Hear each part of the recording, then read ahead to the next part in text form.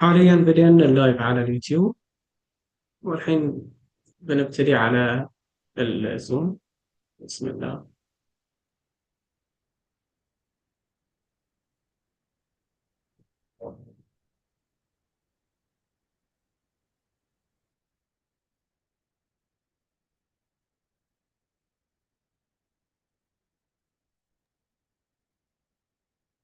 حاليا دكتور، أنت ميوت أعتقد.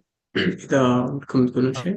اي مسامح، اقول في البارتيسيبنتس المفروض اشوف ناس وايد، مو احنا خمسه اثنين بس، صح؟ الحين خلاص خذوا الجميع. اوكي. لكن طبعا اللي يقدر يتكلم هم البانالست فقط. اوكي، احنا الخمسه بس. اوكي. لكن حاليا ظهرنا لايف. مم.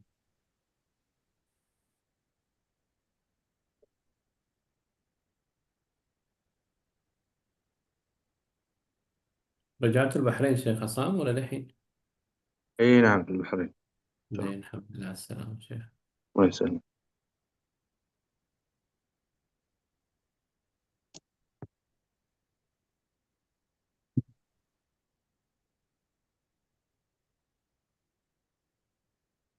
أنا يعني المعيار اللي معي بس بالعربي، ها. لا، انا ارسلت لك على الواتساب اثنين، ها بعد برسل لك شيخ مره ثانيه. طيب.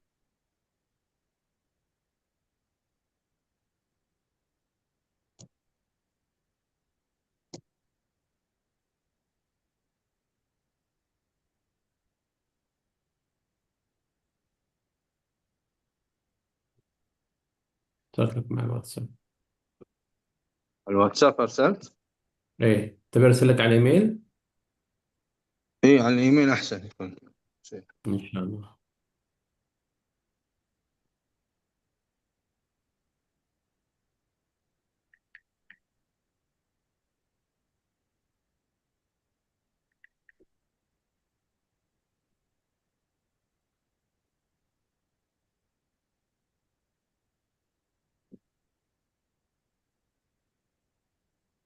ارسلت شيخ. طيب.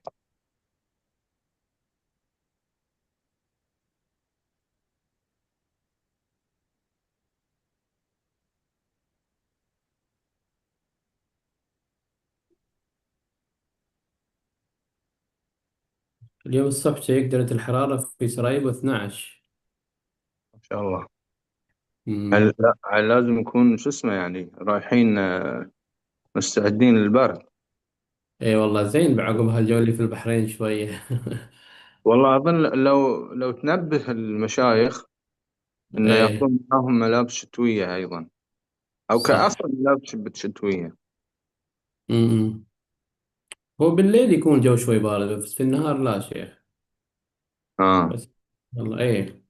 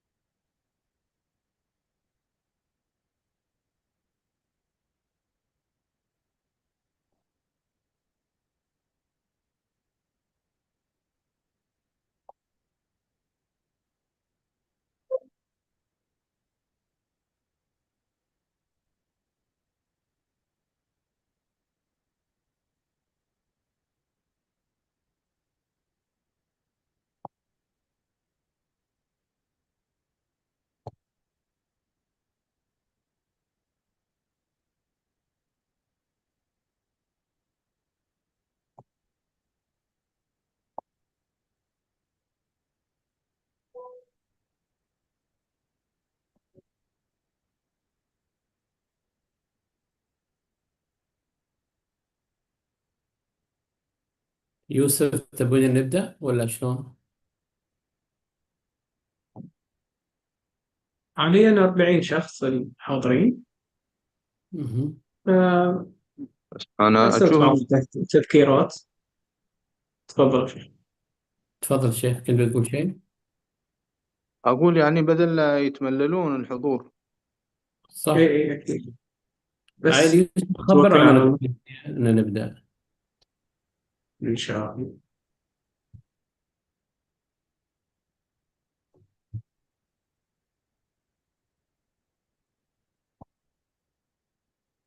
ودكم نشارك المسودة من الحين ولا بعد المقدمة؟ يعني مقدمة ما في شيء، بس بنقول بنبدأ وذي، بس ممكن تحط عنوان المسودة على الأقل. إيه.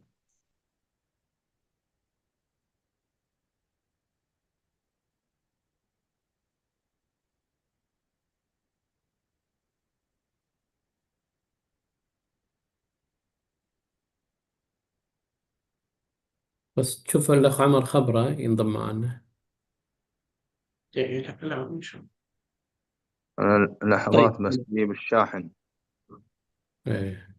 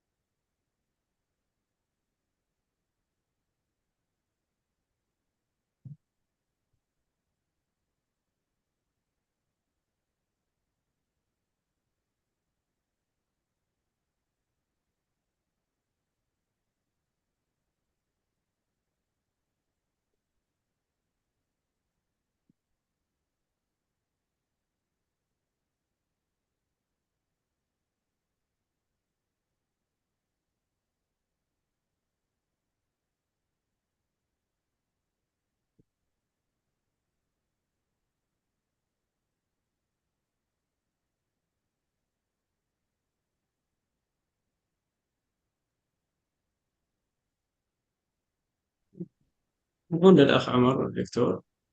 نعم. الأمور طيبة، تقدرون تبتدون. أوكي. بسم الله Okay, الرحمن start. الرحيم. Bismillah. Bismillah.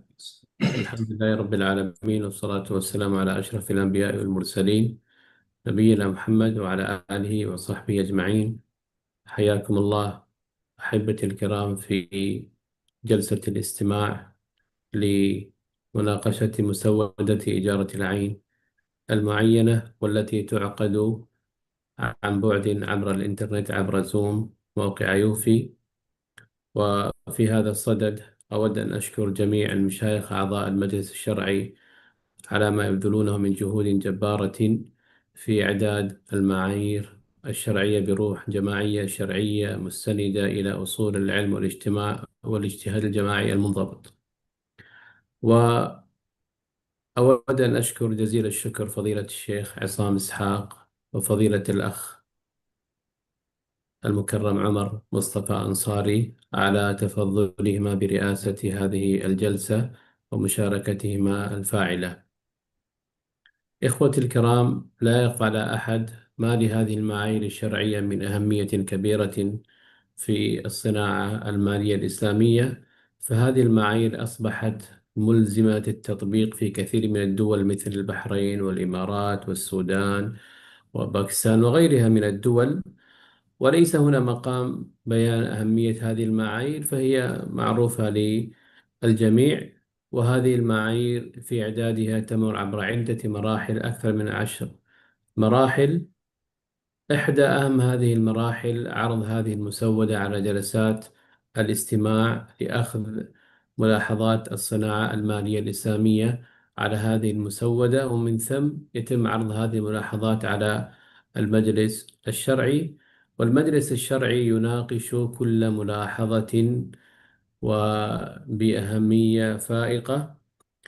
والمجلس الشرعي قرر أن تخصص جلسات الاستماع لتلقي الملاحظات لا مناقشتها. فالأمانة العامة سترصد هذه الملاحظات لتعرضها على المجلس الشرعي، وألتمس الآن من فضيلة الشيخ عصام والأخ عمر أنصاري بالتفضل برئاسة هذه الجلسة. قبل أن يبدأ الشيخ عصام برئاسة الجلسة، الأخ عمر أنصاري عنده كلمات كأمين عام يريد أن يلقيها عليكم، فليتفضل مشكورا. Okay, brother Umar, you can start with someone. أعوذ بالله من الشيطان الرجيم بسم الله الرحمن الرحيم رب اشرح لي صدري ويسر لي أمري واحلل عقدة من لساني يفقهوا قولي. Ladies and gentlemen, Assalamu alaikum wa rahmatullahi wa barakatuh. Before I start, I think we need to thank the Honorable Sharia Board members who have done a great job and assisted by the Secretariat Sharia team for revision of this very, very important standard. Special thanks are due to our respected Sheikh Isam Ishaq for making his time available out of his very busy schedule. Whenever we request him, he tries his level best to be available to any task of AAOIFI. So Allah bless him. May Allah give him long life with health and faith and spirits so that he can continue guiding us, helping us. His presence is always, knowledgeable for all of us. It's a learning experience. As Brother Abdurrahman mentions that normally our Sharia standards public hearings are not expected to have munaqasha and a lot of debate. But Yes. but we understand and well understand that obviously when the participants are here, so the purpose is not to open up debates, but obviously we want to have very active discussion here to get all the comments.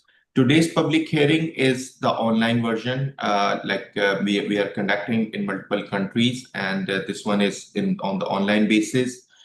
And not only this, actually, from last couple of years, the Sharia board decided on the recommendation of the Secretariat in particular, that it is very important that public hearings should be conducted for Sharia standards in English also, because as more and more countries are adopting AAOIFI's standards, and as a lot of experts, including the lawyers, accountants, professionals, some of the regulators, they are not Arabic speaking. So from that perspective, it is very, very important that we also hold public hearings in English.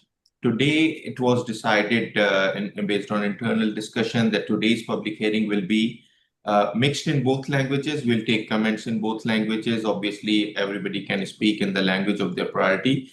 But for the global audience, we'll try to keep a significant aspect in English, inshallah. Not only this, having the online public hearing ensures that anybody who cannot make it to the public hearings that are being physically conducted in different countries, obviously cost constraints and other like limitations, including visa, etc., are always a challenge. So while the physical public hearings are very important, and are the primary basis of our work on the Sharia side in particular, but still the online public hearings or hybrid mode public hearings are very important. These are my some initial comments. With that, I would expect that I can see some very senior names in the attendees. The list of attendees is not very long right now, which is a bit like, shocking for me. Maybe it is summer time and maybe it's a weekend for most of us. Means that those who are in Friday, Saturday mode, that is a weekend for them. And those who are on Saturday, Sunday mode, there is a weekend for them. So probably everybody joining in right now is joining on a weekend. So they also deserve a special thanks from us. But I think that we were expecting a bigger number, but inshallah, our responsibility is to make sure that we give the market an opportunity. Obviously, it is up to the market how much comments they want to provide and to what extent they want to get involved in the activities like this, which are there to ensure that the right level of input is provided from the industry to the standard setting process. Here, I will conclude with one last quotation from our earlier governance board chairman, a very renowned professional. You might know him, a lot of you would know him, Dr. Ishrat Hussain. He used to say that standard setting is not a process that can be done in a boardroom, sitting together and finalizing a standard. For standard setting, you always need to take this process to the industry at large and the stakeholders at large. You cannot just do it in the boardroom, which means that while the most important work will remain in the boardroom, but equally important like part of the work is that it is taken to the stakeholders, and right set of stakeholders, and their input is obtained, evaluated, assessed, and based on that, if there are changes necessary, incorporated. With that, I would like to thank you all for being here with us. And I would request, I think, Brother Abdurrahman, I think now we need to request Sheikh Assam to say a few words as chairman for the session. And then I think we can start the discussions. Sheikh Assam, sir.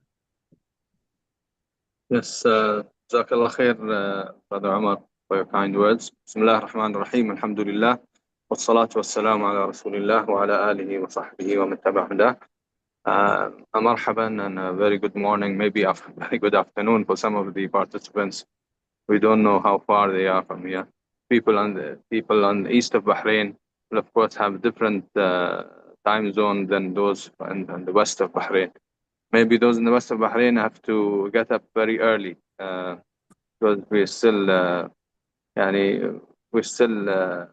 around 9 a.m. So anyway, I want to reiterate the kind words of our brother Umar and welcoming everyone. We look forward to everyone's active participation. Even I would like to say even heated participation. The more interactive the session will be, the more beneficial and the richer the comments that we can convey on your behalf, the behalf of the industry, to the Shari'ah board, inshallah. I think we should begin now because we've already kept the attendees waiting for maybe 20 minutes. So, Bismillah ar-Rahman ar-Rahim, tawakkalna ala Allah. نبدأ بإذن الله تعالى. Yes, any points? نبدأ بالعنوان يعني we take comments from the topic يعني. So we are going to go over the clauses clause by clause. نمر على البنود والفقرات بندا أو فقرة. ويعني الباب مفتوح لتقديم ملحوظاتكم. Secretariat will receive the comments by raise of hand, show of hands, or what's the means? How do we do it? Sheikh, normally we request to put it in the Q&A tab, but some senior people, we normally allow them as well, to speak up, depending on the time availability. I think we'll start with the Q&A tab. We request everybody to put their comments in the Q&A tab, and then we can start. We can allow in some situations, particularly if you feel that more explanation is needed. In that situation, we'll allow all of them to to speak up as well, because permission will be needed for that. Okay, so you are asking them to write their comments in the chat tab? In the chat tab. Okay. So we begin with the first clause, scope of the standard. Sheikh, may I suggest something first? Sure. Can we start with the name of the standard as well? Because we are changing the name, and the point is people feel, okay. And particularly one request I forgot to make is that the translation that has been shared, English translation that has been shared, is not yet official. It is an unofficial translation, which is subject to review by the Sharia committee. So while we obtain comments on the standard itself and the contents of the standard itself, it is also very important that the experts may provide us whether they are happy with the translation, if they have any comments on the translation part as well. So that is like, these 2 points. Number one, if we can start, if anybody has comments on the name of the standard or the name of the standard in the English language as suggested, number one. And number two, if they have any comment on the translation going forward, that will be helpful, because even I may have some of the points about translation with regard to consistency with other standards, how the things have been translated in other standards.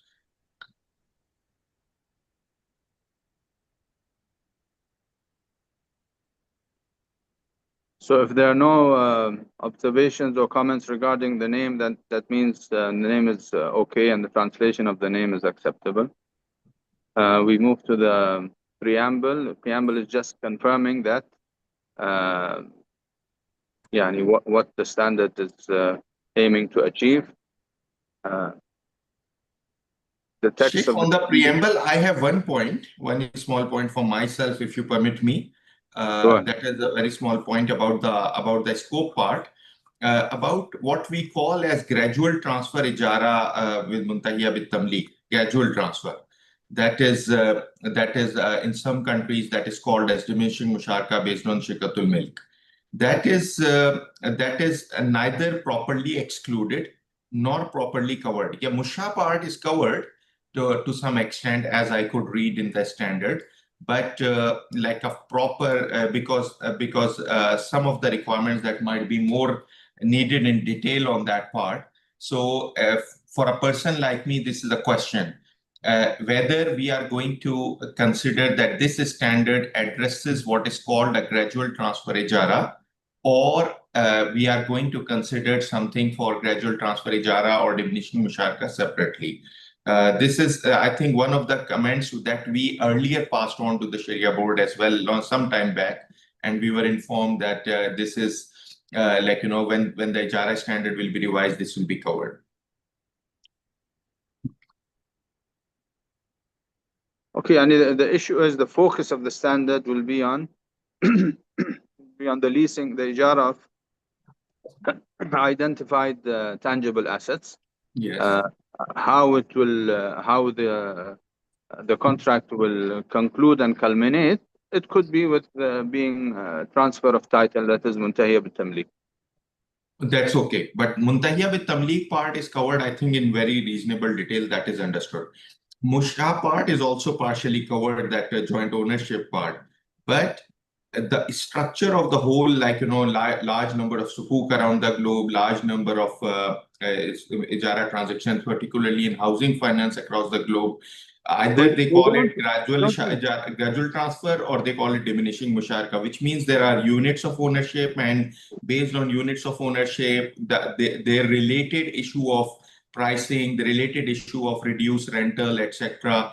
These are the issues that obviously, somehow they might be needed in this standard or some other standard. So and the scope is not clarifying whether it applies to that or it does not apply to that, and would there be an upcoming standard, like we mentioned about other areas, that there will be upcoming standard on those areas. And if you are saying there could be a possibility that we'll have a separate standard on Ijarah ending with the transfer of title. No. In ending with transfer of title is there, sir. Yeah. I'm just talking about the unique form of transfer of title which takes place through unit transfer during the tenure, not after the end of tenure. So, for example, if I go for a housing finance, which is normally a long-term Ijarah, normally what happens that they transfer units during the term. So in the GCC, when they do it under Ijarah Muntahiya bit Tamliq, but still they transfer units. In Pakistan, South Africa, UK, when they do it as by creating a separate contract of diminishing musharaka, and units are transferred under that promise. I think it's better we leave it until we come to the relevant clauses. Oh. Yeah. So there are two comments, Sheikh Issam sir, already on the group. So if with your permission, I'll just read them out. Sheikh Isa Muhammad Hamid has made a comment. Assalamu alaikum and walaikum assalam and welcome, brother. Ijara of identifiable assets, is this for identifiable existing assets or future assets? Please clarify. I think it is clarified, Sheikh, with your permission, I'll just clarify that scope clarifies that future assets are not covered. Sheikh, there is a minor point here that while Ijara Mawsufa with Zimma is not there, but couple of paragraphs are there that address some forms of future ijara, and that even for that the terminology used is a bit difficult. Not future ijara, our translator has used a different one. That is one question I think I can clarify to our respected sheikh, that this is not for Mawsufa with Zimma. Mawsufa with Zimma is to be covered in a separate standard, which is under review of the Sharia board right now. This one covers for the existing assets, but there are a couple of paragraphs that talk about an asset that is being acquired or in the process of being acquired. So to that extent, it is only covering this one. But Sheikh, you can further clarify on this part, sir. Yes, yani as you said, if the questioner is talking about non-existing assets, then of course this standard does not cover it. But if it's talking about actually assets which are identifiable, but the leasing begins in the future, then this standard covers it very clearly. As all contracts of Ijara can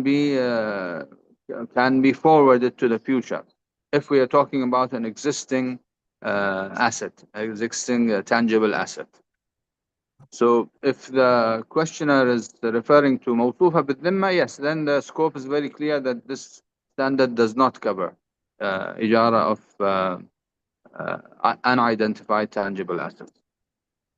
Thank you very much, sir. I think it would be clear for our respected attendee. There is another comment. Brother Fahim Hussain has a comment. I suggest the English to be reviewed. For example, the word asset on line 2 should be assets, and the word the be removed on line 5 of the preamble. Thank you very much, Brother Fahim. We will take your comments to the translation committee. Thank you very much for this value addition. Just one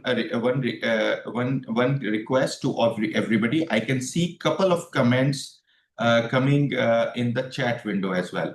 So I can see welcome, Brother Nazim. It's a great pleasure to have you from South Africa.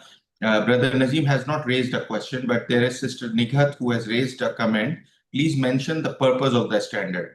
Brother Dr. Abdurrahman, Brother Shakir, if you can take a note of it, that in the preamble, if we can distinguish the objective and scope, means that this preamble is written in a way that it covers both the objective and scope broadly.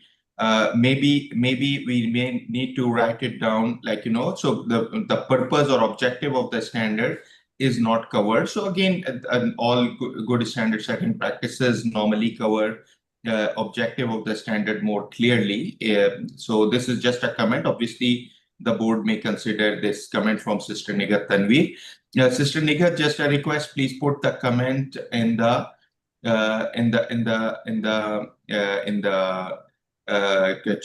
Q&A tab. We have comment from Brother Omran Al-Balushi again in the chat window. He wants to actually, he has, I think, comments.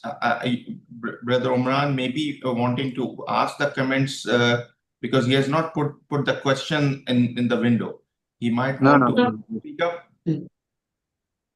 No, the Brother Imran is saying that we should go over the clauses, and ask for comments. And in order to okay. In the sequence. Okay, sorry. My apologies. I couldn't, because I just misunderstood that. I thought that he has a question on comments. And then I think then with that, the current questions are done, sir. Brother Yusuf, you can continue, please.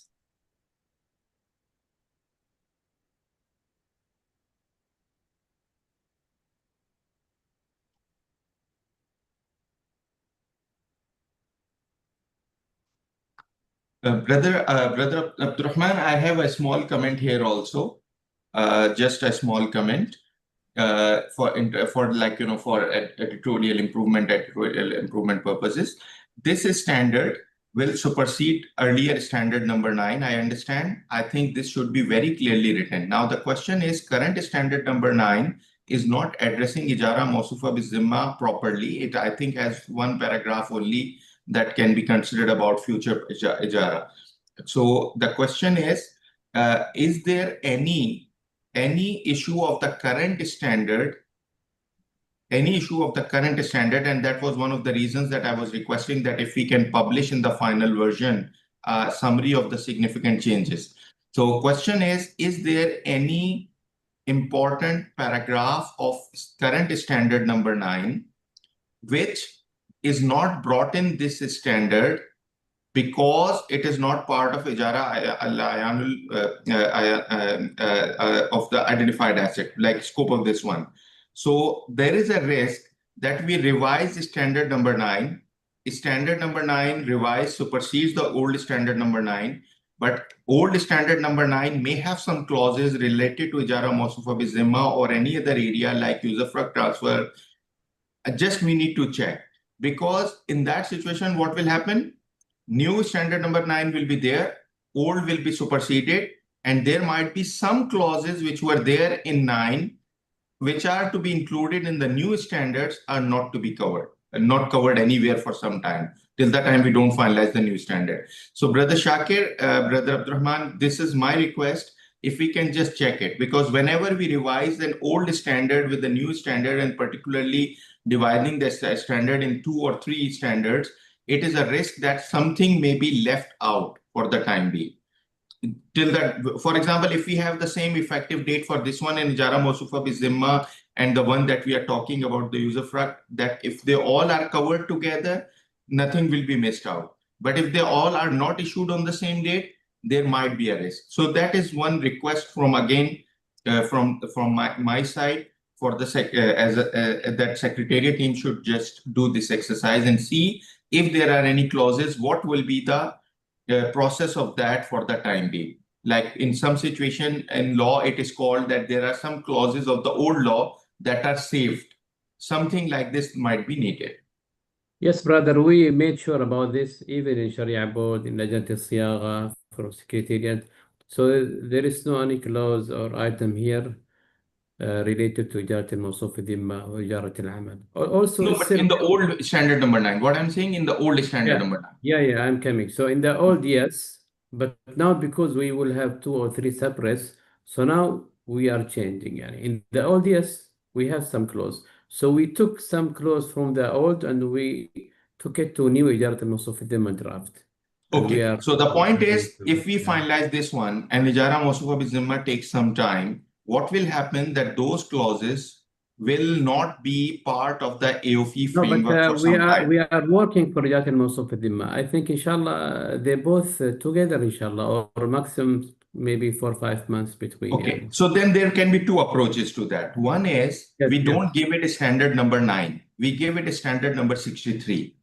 And we say that this standard number 63 and Mawsufa Bizimma 64 together will supersede 9. Yes, it will be like this. So that in that situation, we don't call it number 9, because if you call it number 9, old 9 goes away. Rather than that, we say... you are right. This is what we did with cards, with sukuk. So we were supposed to say... So together, both will supersede that one. So if for any reason one of them is not finalized, till that time, the remaining sections will continue. Yes. So this is good comment. We will write 63, not 9. And this is what the practice, what we did with cards, with sukuk. We give a new number. So it should be 63. We have comment from Brother Abdul Wahab Muhammad Sultan. Muntahiyya bit tamliq as used in scope may be reconsidered and replaced with Ijarah wa Iqtana, as the word tamliq, even when used in verbal sense, does not accurately reflect the nature of Ijarah. This is comment from Brother Abdul Wahab Sultan. Again, it's a comment. It has its own strength. Sheikh, if you want to answer it, otherwise we will just take it to the board and and they will see. Yeah, this is to confirm that his comment is actually valid and it has been discussed, and we have received this comment in I think in almost every workshop session of revising the standard. Yes, so this comment will definitely be given to the Sharia board to look into. Only one question, Sheikh. Again, this is please for my own knowledge and benefit of the participants today. Ijarah wa iqtana, would it include, like for example, Ijarah muntahiya bit tamlik, when we call it include different situations. One is when you have transfer of ownership and tamlik executing through a gift. Second situation is it is taking through sale. Now, sale is also in three different situations. One is against a token value. Second is against fair value.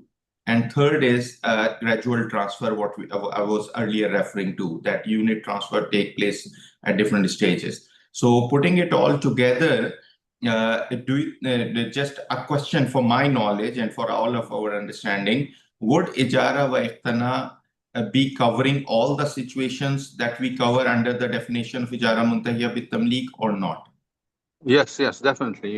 You are considered to have to have concluded iqtina, the qunya. This is from qunya. So whether it's given to you as a gift or whether you purchase at the market price or at a symbolic price, this all covers it.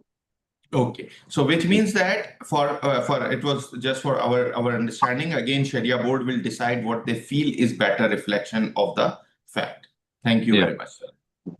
Thank you very much, Brother Abdul Wahab, for being with us and for your very important comment, very good and strong comment. We have comment from Brother Megat M. Hassan. Assalamu alaikum and wa alaikum assalam, brother. Thank you very much for being with us.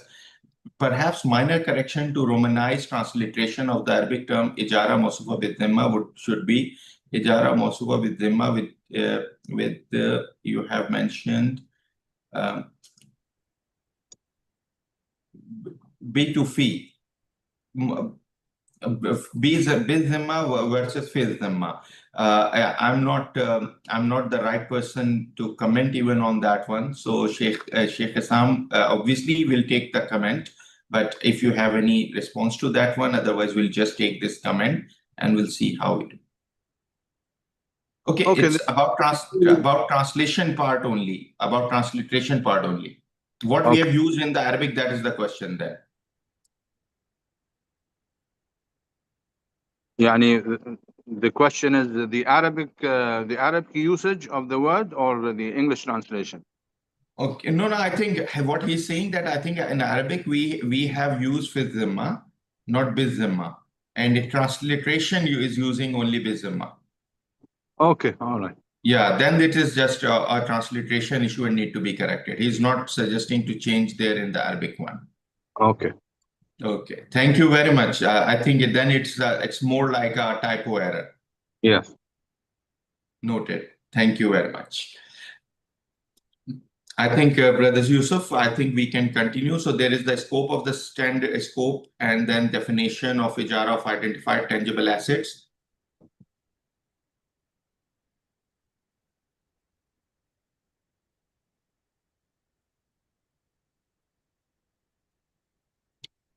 Any comments on the scope? Any comments on the definition? Brother Sheikh Osama Bahar has made a comment. Sheikh Abdurrahman, would you like to take that comment from Sheikh Osama Bahar? In the chat window. هناك ملاحظة على التعريف. لم يذكر في التعريف أن عقد الإجارة ملزم. Okay. يعني binding yeah, but we don't put this in تعريف يعني في صفة العقد يعني تحت موجود تحت.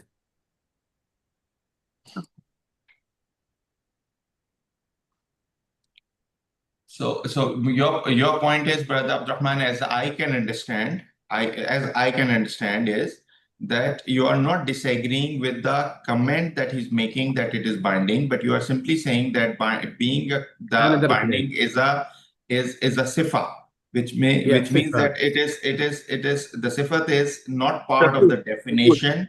the rulings Yeah, are yeah. It is part of the rulings. And it will come down, yani. Okay. Telephone clause. And it is covered. Yeah, it's Like, covered. it's not missed out. It's not missed out. Yeah. It's not. Oh, again, a request that to Sheikh Osama and everybody, please put the questions in the Q&A tab. We'll try to take them in the chat window as well, but in the chat window at times there are other things are also there. Yeah, there is a comment again in the chat window from Brother Adama Bariti. My apologies if I mispronounce any name. Really sorry. So people around the world join us, and at times the names are not familiar. So Yeah, Sheikh Osama, Jazakallah khair, the same comment, yani, and we right, this mentioned. revised standard instead of this standard, Brother Adama Bariti. This comment is in the chat window, Brother Abdurrahman. Yeah, I read it. I just read it. And Okay. we mentioned that it's covered. Okay.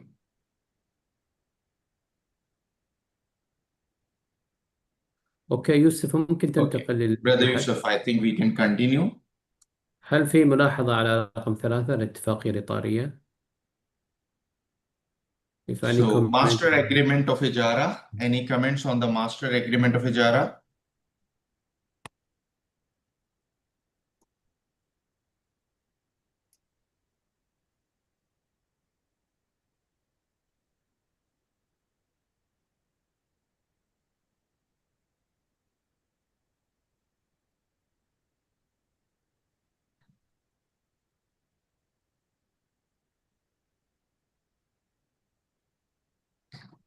Okay, I think we can move. There is no comment on this one, sir. Okay. Then the promise section 4 about promise.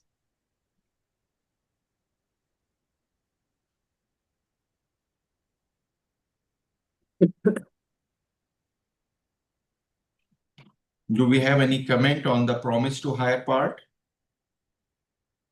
I think promise to hire, if I'm not mistaken, Brother Abdurrahman and Sheikh Isam, sir, just to confirm that if I can, I have seen some situations where it is more clearly clarified what happens if WAD is not followed as compared to the old standard. I think this is also one of the improvements, if I'm not mistaken. No, Any comments? Mentioned even in the old standard. Yeah. No, but I think some details are improved. Yeah, some details. Yeah, like details. Section yeah. was there, but in details are improved, I think, about specific situations, what will be recovered and what will not be. So I think why I'm emphasizing on this part, that this is something that impacts the markets. Some of the transactions may be impacted. So if we have any comments. So but I think we can take comments on the whole section 4 together. Okay. There is question from Brother Hamzi Faisali. Will WAD in this context will be legally binding? I think the standard clarifies. Again, Sheikh Isam is the right person to respond on behalf of the Sharia board's views. I think that this obviously we have a separate standard on promise and bilateral promises as well. But I think that generally it is considered to be binding, and that is the reason that damages are to be passed on to the promisee. Sheikh Isam, sir, if you would like to clarify this thing more clearly. Yes, definitely. And as you said, the Sharia standard only emphasizes and clarifies the Sharia rulings, the Sharia principles. Of course, the application of the standard in different legal jurisdictions will be of different impacts and scopes.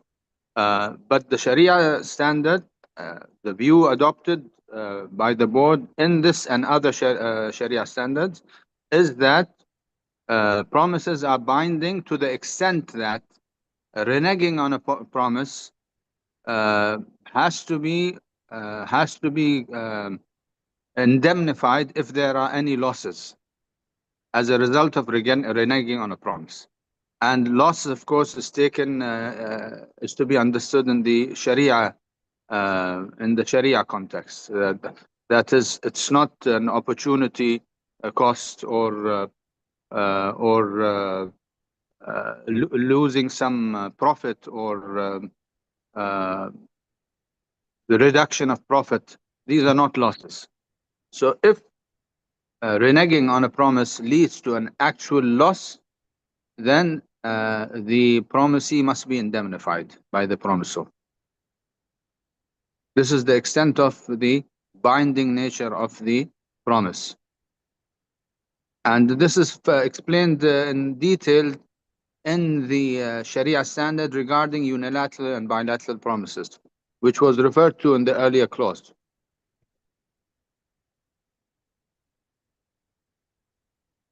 Thank you very much, Sheikh. I think it's very clear.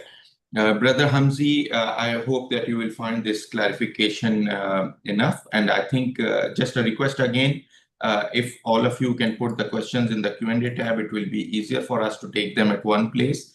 Brother Fahim Hussain has a comment. I like clause 421 and 422 in the new standard, as the previous clause in the old standard was confusing. Barakallah fikum. Thank you very much, Brother Fahim. I think that it was my view also that this section has been much better clarified in the new one. Thank you very much. I think 4.1, 4.2, brother Yusuf, if you can share on the screen 4.2. I think it is long clause because there are situations also of the law situations are there, so there are sub clauses also. So let's take it all together. So I think you can come to the end of 4.2. I think I would suggest you come to the end of 4.2.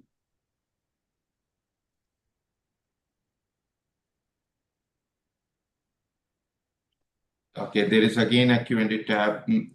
Sister Nigat has raised a point. Sister Nigat from Central Bank of Pakistan. Welcome, sister. Assalamu alaikum. And is the use of term hire appropriate, or some other term may be used? Also, spelling of Ijarah or Ijarah to be Ijarah with or without H to be used. First, so she has two comments. First is whether a term hire is appropriate or not. Actually, there is a translation note written by our honorable translator. There was a sub note that actually Ijarah distinguishes from conventional, because technically a hire transaction or a lease transaction is permissible. These are the conditions attached to it that make it impermissible. So that was the reason probably that it has been used by AAOIFI since beginning. But again, Sheikh Isam may clarify furthermore to that. And about spelling in the English part, we will take your comment. Sheikh Isam sir, if you want to clarify why we insist on using Ijarah and Ujra rather than hire or lease.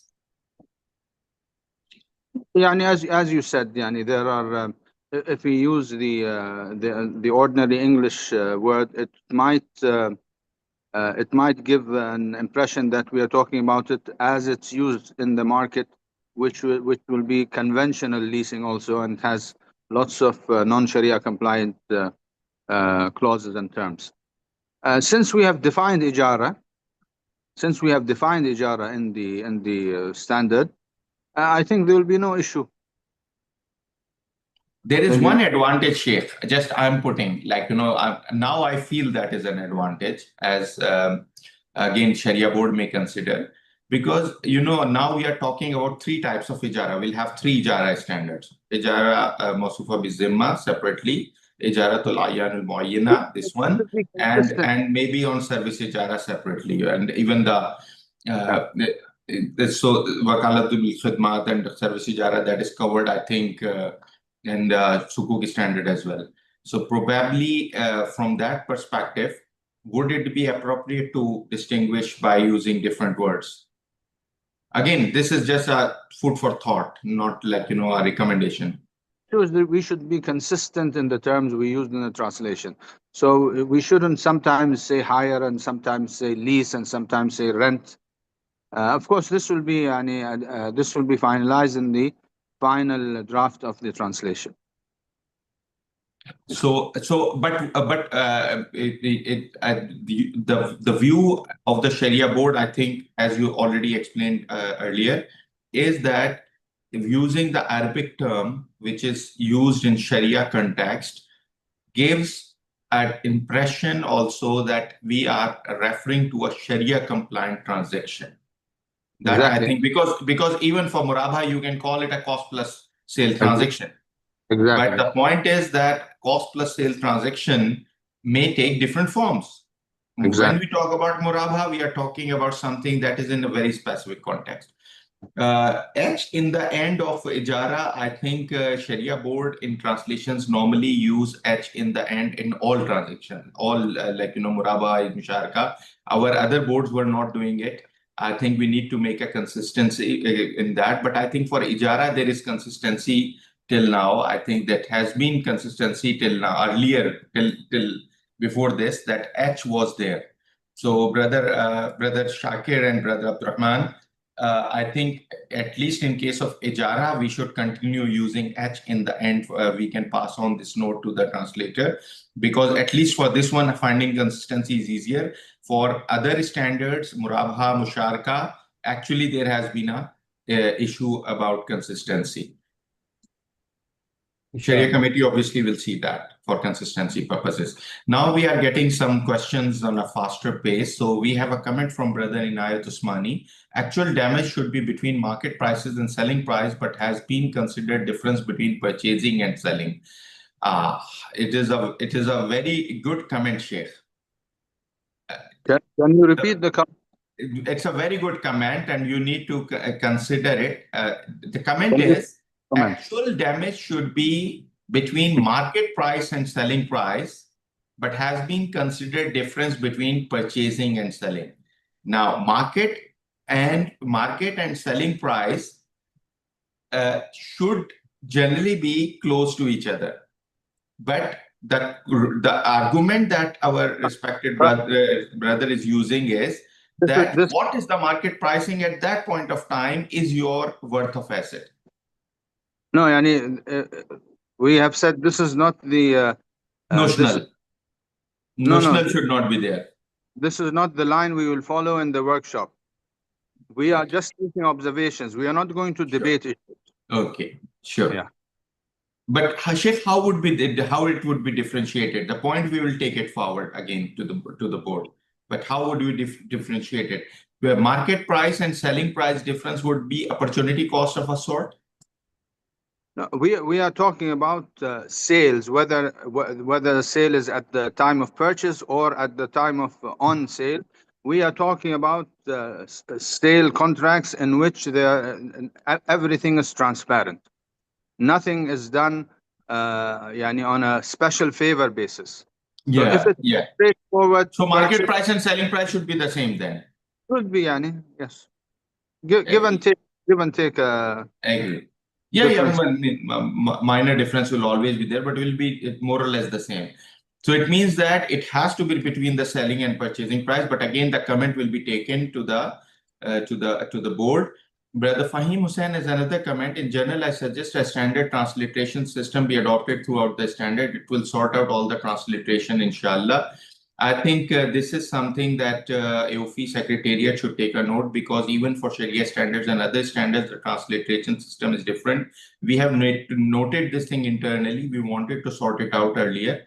So Brother Shakir and Brother Abdurrahman, if we can make a note of it, and we try to create the simplified transliteration system, not a complicated transliteration system that some academics institutions are using. So we should use a very simple standard transliteration system without using those marks which are not available on the keyboard. To be honest, we should not be using that. We should make it very simple transliteration system. This we had earlier noted. So thank you very much, Brother Fahim. Your comment is well taken, and we have to resolve this one. If something is not easily available on the keyboard, how you are expecting people to use it in everyday use? So we'll try to sort it out, inshallah. Brother Fahim has another comment. It appears that a current English translation hire is being used for istijar and lease is being used for ijar. I think we just take a note for it. I think it's just your understanding. I think it's close to correct, as if I can see. Sheikh, I think we should move ahead. 4.2.2, Brother Yusuf, if you can show 4.2.2, 4.2.3. I would suggest if you can come to the end of the whole section 4.2. Now 4.3 is starting. So let's stop here. You can show 4.3. If anybody has any leftover comment on 4.2 section, please let us know. Otherwise, I think we can move ahead. So now 4.3 is about just stop here. I think 4.3 is about earnest money and I think it distinguishes the situation of earnest money versus arbun. I think that was a separate clause. So, and any no comments? Okay, let's move ahead.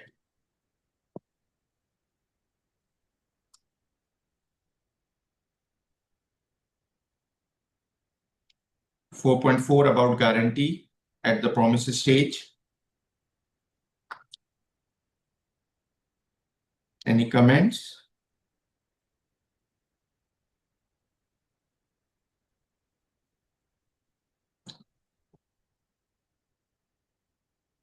Sheikh Isam, sir, there was one comment that I remember we received in the public hearings for Sukuk standards as well.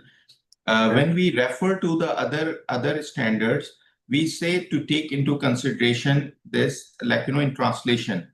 Maybe it is better understood in Arabic when we create a reference.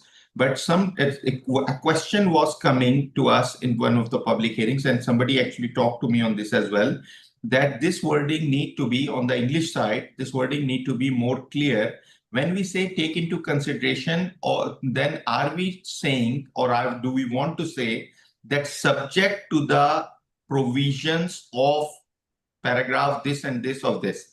Means that from the legal standing perspective or legal writing perspective, we should simply say take into consideration does not create a binding requirement on that, as you would say subject to the provisions of para this of this standard, which creates a very clear legal binding that this paragraph will be subject to that one. So this is one side a translation issue, but on the other side, it creates a legal challenge as well. So I think this is also one point. It was received earlier in the other standard, but I think we should pass it on to the translation team and the committee. Definitely, yes. I agree. Okay, so then we have three questions coming here. Brother Fahim Hussain again. Is there any reason we are not calling Hamish al-Jiddiya in 4.3? Yeah, we did not use the term Hamish al-Jiddiya. In this one, Sheikh Isam sir, earlier standard, I think, used the term Hamish al-Jiddiya. Here, this standard has not used the term Hamish al-Jiddiya. In Arabic, it's been used. No, I think Hamish was not used. I think, if I can see, just go back. مبلغ المقدم لضمان الجدية, not Hamish al-Jiddiya, not the margin. The term was not margin. Earlier was, Hamish Jiddiya. Yeah.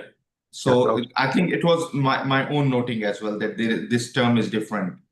Okay, I think this should be brought to the attention of the committee of praising and the Majlis al-Siyagha. لجنة الصياغة, نعم. Yeah. So they will see, because if Hamish Jiddiya is an understood term in different markets, then yes, it might be better to use the same term which is already part of other standards and is understood better. Thank you very much, Brother Fahim, for that.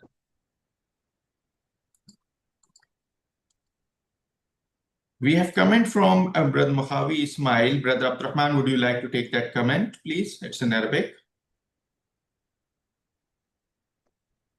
It is for clause 416 and 817. Brother Abdurrahman or Brother Shakir, would you like to take this comment? I'll take it, brother. Okay, Brother Yusuf, please.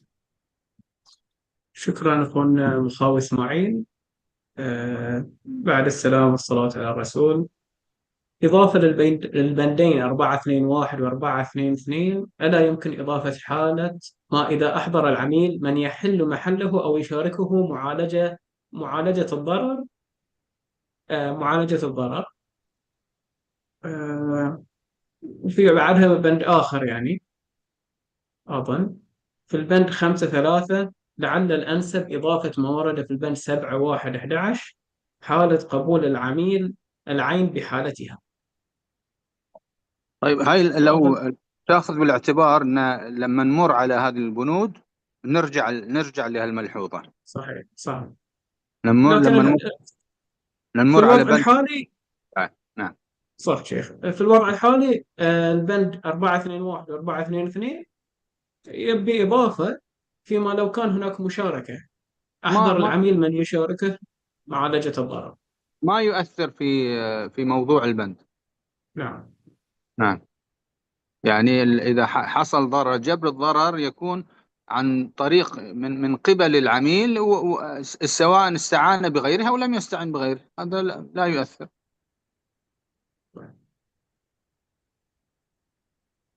Brother Umar, the comment related to the four clause is finished. Other comments are related to the upcoming clauses, so we can take the next But comment 416 on- also there, I think, regarding Argun. 416 I also, think, I think. Next see. one include 416 also, I think. And then later comments are about 8.1 and 10.5. Okay, let's check. شيخ عصام، نعم. في بند أعتقد يا 6.1.4 كما مذكور أو بالمعكوس. Okay, yeah, that will also be later. Yeah, عدم but 614, not 416, it's 614. Yeah, 614. We'll leave it until we come to 6. Yeah, 614. It's not 416, it's 614. Sorry, my apologies. No problem, brother. I think we can. So you will take this comment next. later. There are a couple of more comments from Hamzi Faizali. I would like to seek clarification for para 4.4. Is this promise stated here upon delivery of the lease asset or during the lease period? I'm confused as the last sentence that before the murabaha. 4.44. This guarantee imposes upon the customer the liability of any damages suffered by the institution due to the owner's breach of obligation. Here, who is the owner? I think the confusion is who is the owner here. What is in? Yeah.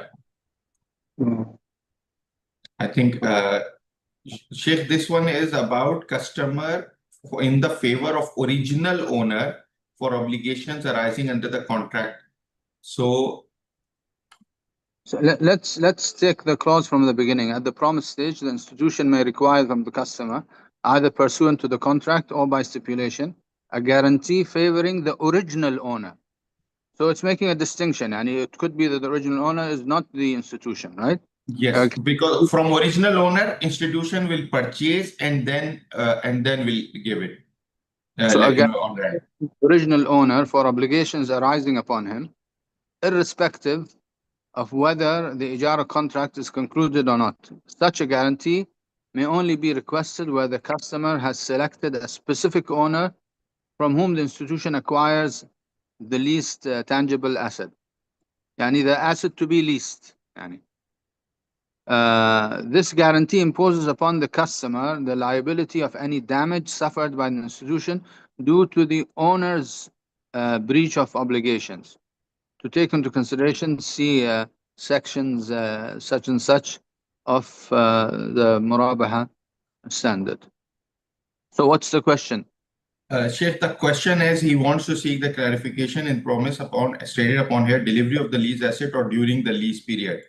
I think whether this applies now, whether this applies like this guarantee will be only during the acquisition process, or this guarantee will continue even after that.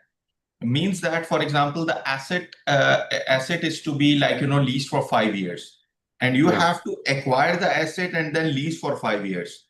So will this guarantee be applicable? The question is, will this guarantee be about faults? Yeah, it's very clear. Due to owner's breach of obligations. What's Yeah. the owner's obligation? Is to Uh, deliver the asset. deliver the asset. No, Asset as per the specifications agreed upon. yeah, That's but if the specification related problem is identified after some time, Sheikh, what happens? Yeah, if it's shown that those defects were prior to the institutions acquiring, Yeah, of yeah, course, originally there, if they were originally there. yeah, So it does not exclude, it does not exclude the leased period, does not exclude the lease period. It's silent about that. depending on the violation. Yeah, so nature of violation will be the one. So first, one minor correction, Brother Shakir and Brother Abdurrahman. If we in the third line we use the term original owner, and the fourth last line we used owner. I think again use original owner to make it clear that we are talking about the original owner. That is number one. Number two, as Sheikh Isam has clarified this part, we just take a note to the Sharia board that does Sharia board feel that it would be more appropriate that somehow if it is clarified that this is like, this is for, as Sheikh Isam has kindly clarified, that if it is during the lease period, but it was related to the original defect that existed prior to that. So that is something that if it can be clarified somehow, or the board feels merit in clarifying that part or not, if one of the honorable participants today is feeling it is confusing. Okay.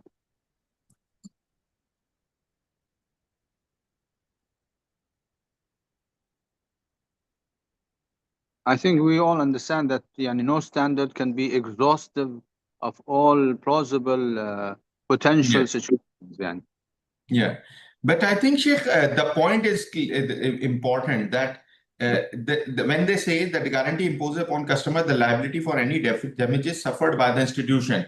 So, yeah, if we simply say during the possession period, or during the acquisition of the asset, or during the lease, which will cover both situations, but it will be only in paragraph. Like in this paragraph, we don't need to write this whole detail. If we can simply say in brackets, liability of any damages suffered by the institution, in bracket, we simply say at the time of acquisition or during the continuity of lease. It is like, I'm just trying to suggest what Brother Hamzi has raised here. I think okay, Brother Hamzi said that he is okay, that like he was confused on the ownership part. So one part is the original owner we can clarify here. And second, if we can write in the bracket that this applies on both situations. Okay, Brother Hamzi has another point here, and that is again linked with the same issue of earnest money. He says that is earnest money here referred to Hamish Jaddiya or Urgun? Brother Hamzi, a very quick answer with permission of Sheikh, I would say that Hamish Jaddiya is covered here and Urgun is covered later in para 6, I believe. But here we have already taken the note of this point. I think Brother Fahim or somebody raised that if we can consider using the same term Hamish Jaddiya in this one. So that comment is already taken. So we just add your comment to that. And Arbun is addressed separately in the upcoming paragraphs. Sister Nighat has raised another point. General comment, it is suggested that explain the term concluded or conclusion of contract in footnote in respective standards of AOIFI. I think conclusion or like, initiation or conclusion or consummation and all these terms might need to be part of a glossary. Just noted this point. We'll try to see and we'll forward it to Sharia board how it can be addressed. Thank you very much, sister. You are welcome, Brother Hamzi. So with this, I think we have brother we have one open question in the Q&A tab, because those paragraphs we haven't reached. So just Brother Yusuf, I think we can move ahead. .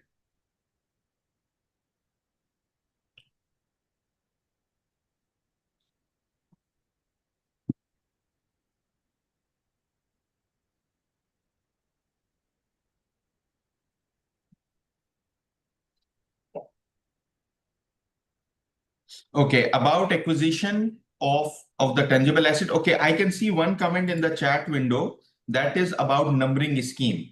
So the comment is that if we English numbering scheme appears as 5-1, and if we want to use the English numbers, it is the comment. I'm not concluding, but it is that if we are using the in English digits or the the Latin digits, those should be, the comment is it should not be translated as 3 4, because it looks like 1 5, and that was confusing me earlier as well. So the comment is that on the Arabic side, it is better to use the Arabic digits, or otherwise it will confuse. Okay, this will be addressed, inshallah, by Lajnat al-Siyagha, inshallah. Inshallah. Okay, about the tangible asset acquisition, and Brother Yusuf, I would suggest if you can show paragraph 5.1 and then 5.2. It's about acquisition of the asset. Here, the concluding term conclusion was used here as well. I think Brother Yusuf, you can come to the 5.2 also.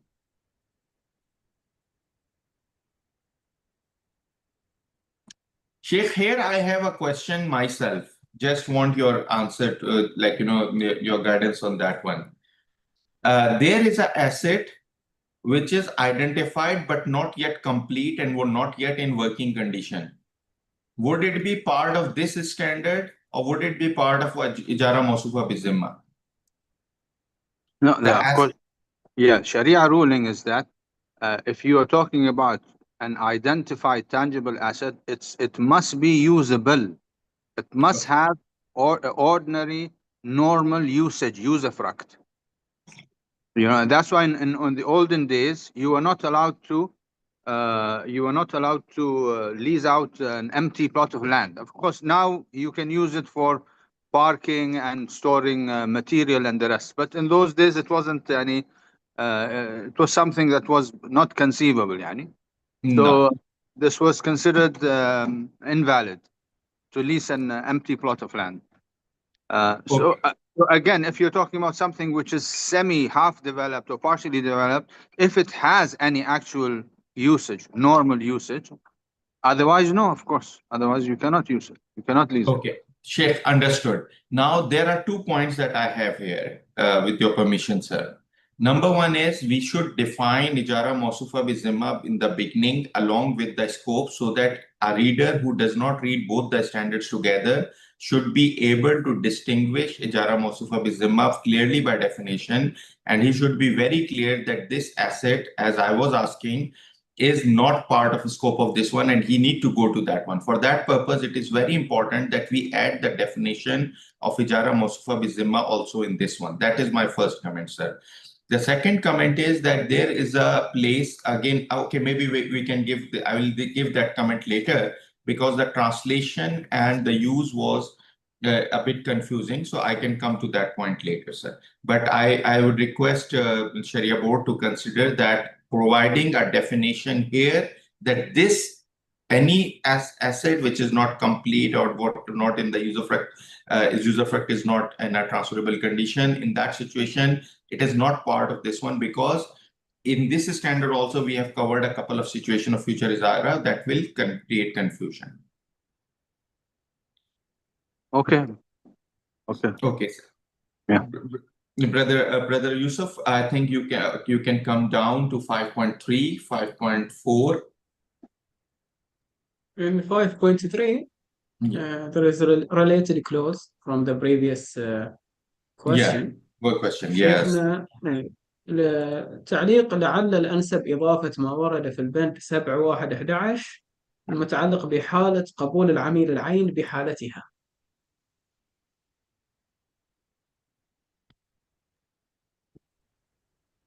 التعليق على تعديل على ايش؟ على 5.3.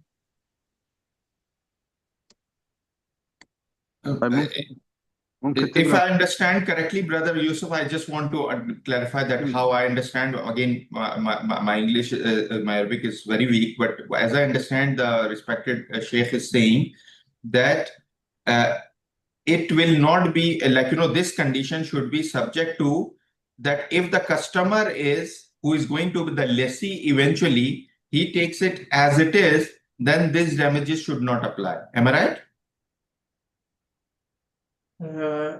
I think because clause 7.1.11 refer to the, we can say, the deficiencies or problems in the assets. I will say it in Arabic for Sheikh Hassan. لا يجوز للمؤجر أن يشترط براءته من العيوب الخفية في العين المؤجرة التي تخل بالانتفاع، أو يشترط عدم مسؤوليته عما يطرأ على العين من خلل يؤثر في المنفعة المقصودة من الإجارة، سواء كان بفعله أم بسبب خارج عن إرادته. فإن كان في العين ما يخل بالمنفعة المقصودة وعلم به المستأجر عند تسلم العين وقبل به فيجوز. هذا مو في 5.3. وين تقرأ؟ هذه سامح شيخ، البند 7.1.11 هو الملاحظة المتعلقة فيه يعني. طيب خير. فهي متعلقة بتبعات الملك يعني. نعم. وإضافة يقترحها وننظر فيها إن شاء الله. يعني القصد أنه يذكر في البند ما جاء في البند الآخر. صحيح صحيح. طيب يعني نفس الشيء إذن في البند هنا في النهاية مكتوب ينظر البند 7.1.15. ممكن نذكر 7.1.11 بس أظن في خطأ في الترقيم بعد. أظن في خطأ في الترقيم. هو البندين الآخرين كذلك لهم علاقة بالمسألة، لأن لهم علاقة بالصيانة الأساسية والتشغيلية. نعم. خلاص ما في إشكال. يقال ينظر البند كذا. نعم نعم إن شاء الله. Sheikh, just for my clarification, my understanding, and for those who don't understand English, Arabic, just a question this part. Today, if I read this one as it is, if it is not changed by the Sharia board, then the situation that there is an asset acquired through agent was the customer who becomes lessee eventually. The customer did due diligence and review of the original owner. He performed a inspection of the asset also, and then he confirmed to the bank that now you can purchase it and I promise to lease it from you. Now, once this thing is done, there are issues identified. Here we are saying that defects after signing the Ijarah contract, even the customer was the one who selected the tangible asset, he's not responsible. But the point is, if here the customer says that I don't want to cancel the lease, I don't want to return the asset, I am okay to take and continue the transaction on the defected asset. So that situation is not covered here.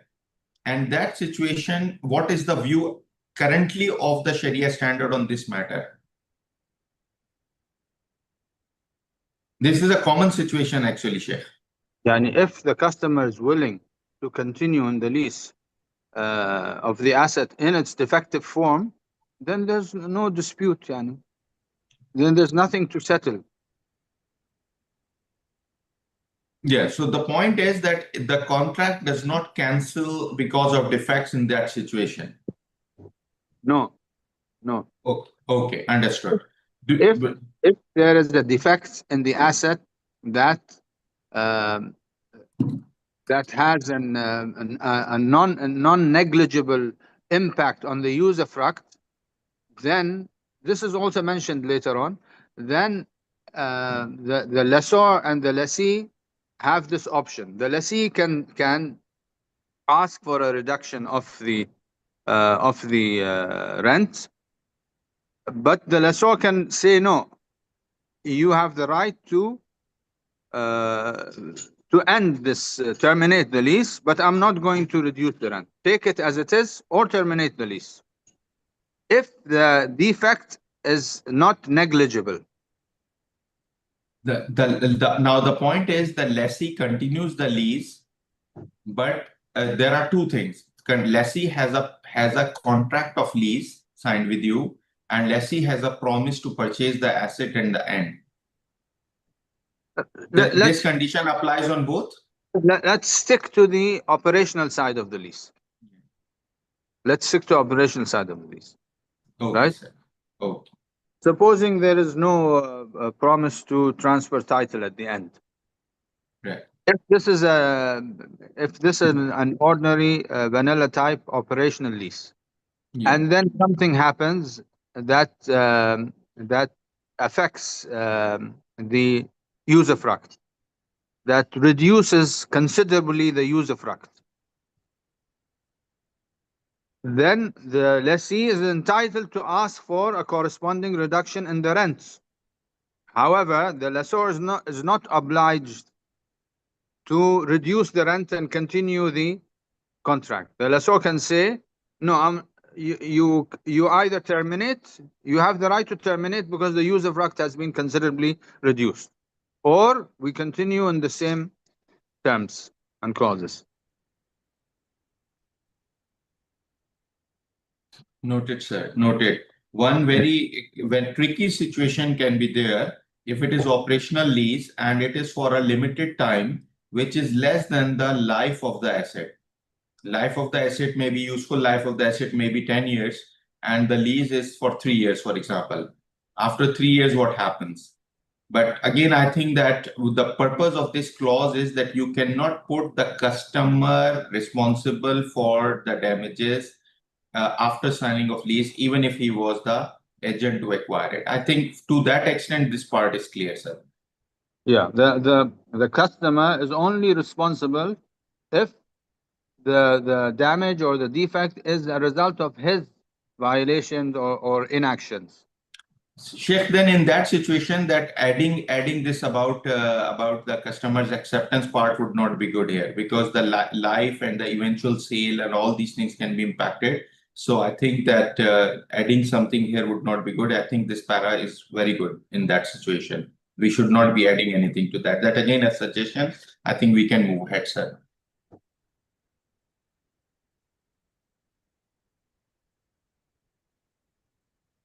There are two comments here that are received now on clause 5.3, 5.3 and 5.4.1. So Sheikh Isa Muhammad Hamid has raised clause 5.3. I suggest the English term assume in the first sentence to be changed to take into account. 5.3.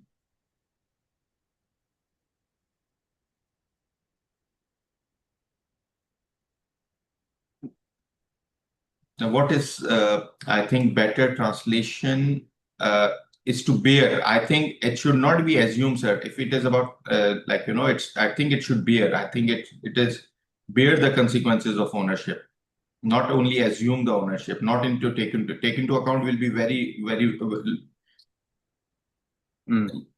I think, tahmal, I think bear. You have to take the weight. You have to take the weight. Yes, it should be bear. Yeah, it's required to bear. I think better to take a note, Brother Shakir, for the translation committee, that take into account may be very light, and even assume is lighter. So we should simply say required to bear the consequences of ownership. Noted. Yeah, and that might be better translation of what is in Arabic. Thank you very much, Sheikh Isa. The second one is Brother Inayat Usmani on 5.4.1. When the contract between the parties is concluded, Ijarah must be avoided rather than rescinding the concluded contract. This is from Brother Inayatullah Usmani, DIBPL. If you can just show it to Sheikh, Brother Yusuf, if you can show the paragraph 5.4.1 to Sheikh. Yeah. So the point is that Ijarah must be avoided rather than rescinding the concluding contract. Brother Inayat, are you talking about rescinding, you are talking about forfeiting the arboon? You are talking about forfeiting the arboon, or you are talking about rescinding the, because when the contract Ijara must be avoided rather than rescinding the concluded contract. The wording, to be honest, to me, your comment is not very clear. Are you referring to forfeiture of the Arboon part by not doing? I think he's saying if the customer of the institution of the bank had already paid the Arboon to the original owner. Yeah, Ijara must be avoided. No, see, because the Ijara is going to be between the bank, the institution, and the customer. Yeah. Right? The bank has to purchase from the original customer, from the original owner, before leasing to the customer. But if the customer had already paid the Arboon to the original owner, that means the customer is the owner. Sheikh, that I understand, but the point is that the standard is clear on this part. The standard is saying that then in that situation, that sale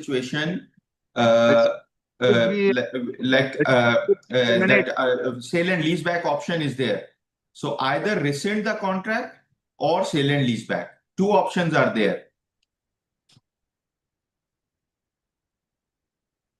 I think the standard is saying if Arboon was paid by the lessee, the eventual lessee, to the original owner, in that situation, as you kindly explained that he becomes the owner. So effectively, it will not be like a valid contract. But standard is saying either you rescind that contract. If you rescind that contract, then obviously the bank can purchase from that original owner after rescinding of this contract and sell it to and lease it to the lessee, or the customer can purchase it and then sell and have a sale and lease back with the bank.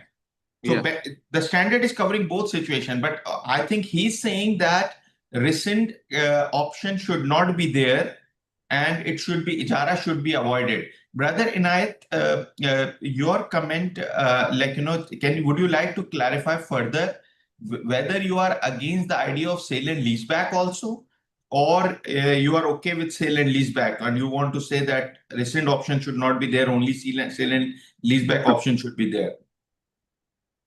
Yeah, see, if the brother is against sale and lease back, that is a valid Sharia opinion, and that is the opinion of the Islamic Fiqh Academy. Yeah. But adopted by the AAOIFI Sharia board that it is permissible. So we cannot debate that issue. Right. We know that it is an authoritative Sharia viewpoint that you cannot have sale and lease back. Yeah, right? And we understand that, sir. The ruling of the Sharia Fiqh Academy. But the ruling of the Sharia board of AAOIFI that it is permissible. So we have two different opinions. But for example, Brother Inayat, we need to understand from your side that if we avoid it, it means that nobody will finance it, or he need to go to conventional. For example, I'm just putting this thing that if no Islamic bank is doing this transaction with him, then what happens? Is he going for conventional, or what will be the option if we say that it should be avoided, must be avoided? Okay, I think if Brother Inayat adds something to this, okay, he's okay with sale and lease back. He's okay with sale and lease back. He's saying that to rescind and do the transaction again, he's not in favor of that. He's saying that he's okay with sale and lease back in line with the AAOIFI's Sharia board's view. So it means that his comment is that right now this clause is giving two options. One option is you rescind the original and you create a new transaction by bank purchasing it from the original seller, original owner. The second option is sale and lease back. He's okay with sale and lease back option, but he's not okay with rescinding the contract and creating a new contract. So we just noted down as his comment, and we'll take it to Sharia board. Yeah, inshallah. I think the purpose maybe is that the word avoid means that the transaction hasn't even started. It hasn't even kicked in as far as the legal terminology goes. And rescind means the transaction has started, and then you make fasakh of it. Then you cancel the transaction. So I think it's an issue of legal terminology that he's raising. Wallahu a'lam. Sheikh Shakir, I think on Arboon view, as Sheikh Isam mentioned, as I understand, is that in case of Arboon sale, the sale is concluded, which means that obviously either it has to be rescinded because it is considered to be a concluded contract, as I understood from Sheikh Isam's explanation. Yes, definitely. Yes, Okay. definitely. Okay, Okay, sure. sir. We have a couple of small comments. Sheikh Isa agrees to the translation of about bear. That is, I think, understood. Thank you very much, sir. Sister Nigat Tanveer has a point of 542. In 542, reservation amount or earnest money. She is saying it is suggested to replace or with as in the text reservation amount or earnest money, Hamid Jiddiya. I think here Hamid Jiddiya is used and Mablag Hijz, I think reservation amount. What would be better translation here? Reservation amount might not be a very good translation here. I think security deposit would be even better. I think security deposit would be better translation for this one. We can take a note for the translation committee. Maybe security deposit as a choice of option here. Thank you very much, sister.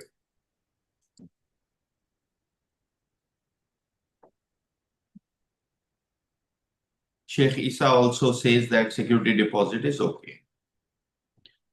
Okay, Brother Yusuf, I think you can move ahead now. Sure. And honestly, I'm not checking, but because at times some people put comments in the chat window as well. But the request is please everybody put the comments in here. So I think Brother Yusuf, I think you are moving a bit faster. So let's just ask point by point if anybody has a comment on 5.5. 5.4 was covered, I think. Anybody has a comment on 5.5 is about acquiring the tangible asset from person or entity, lease it to party, from how the institution. From how, just we need to check. I think from whom. It is not from how, it is from whom. Yes, from whom? Yes. From whom. I think this is a typo error. I think this 5.5. This was brought to our attention in the Dubai session as well. Okay, so it is noted. Okay. 5.6, anybody has a comment? We received a comment on 5.7. So let's quickly see if anybody has a comment on 5.6 about subleasing. Unless it is prohibited, it can be subleased. 5.7. 5.7, Sheikh Mufti Javed Ahmad has raised a point. The last point of clause 5.7, where sale of asset exempting the benefit for a known period, is it not shart fasid where shart is in the benefit of one of the parties? Let's read 5.7. 5.7 is if you allow me to read it completely, it's because the point is about in the end. It is permitted for the lessee to lease the tangible asset to its owner himself during the term of the first lease, whether for a rental amount less than, equal to, or greater than the original rent, so long as this does not result in a INA wherein the deferred rent or the rent payable at a later date in either or first of the second contract is the higher amount. For instance, it is not permitted that the first Ijarah to be at 100 payable on spot and then the lessee leases it back to the lessor himself for 110 payable on a deferred basis, or that the first Ijarah to be at 110 deferred followed by a second Ijarah at 100 payable on spot. The prohibition does not include the sale of tangible asset with exception provisos of excusafruct for a specific period, even if the seller leases that expected excluded usufruct manfaat to the purchaser of the tangible asset. No, so, this is just like when you sell an asset which is already leased. So I am the owner of an asset. I'm the lessor, and the lease is continuing for the next 3 years. But tomorrow, after 1 month or so, I sell the asset to you. Now you are the new owner, but you don't own the usufruct for the remainder of the original lease period. Excellent. I think Sheikh, you explained it very well.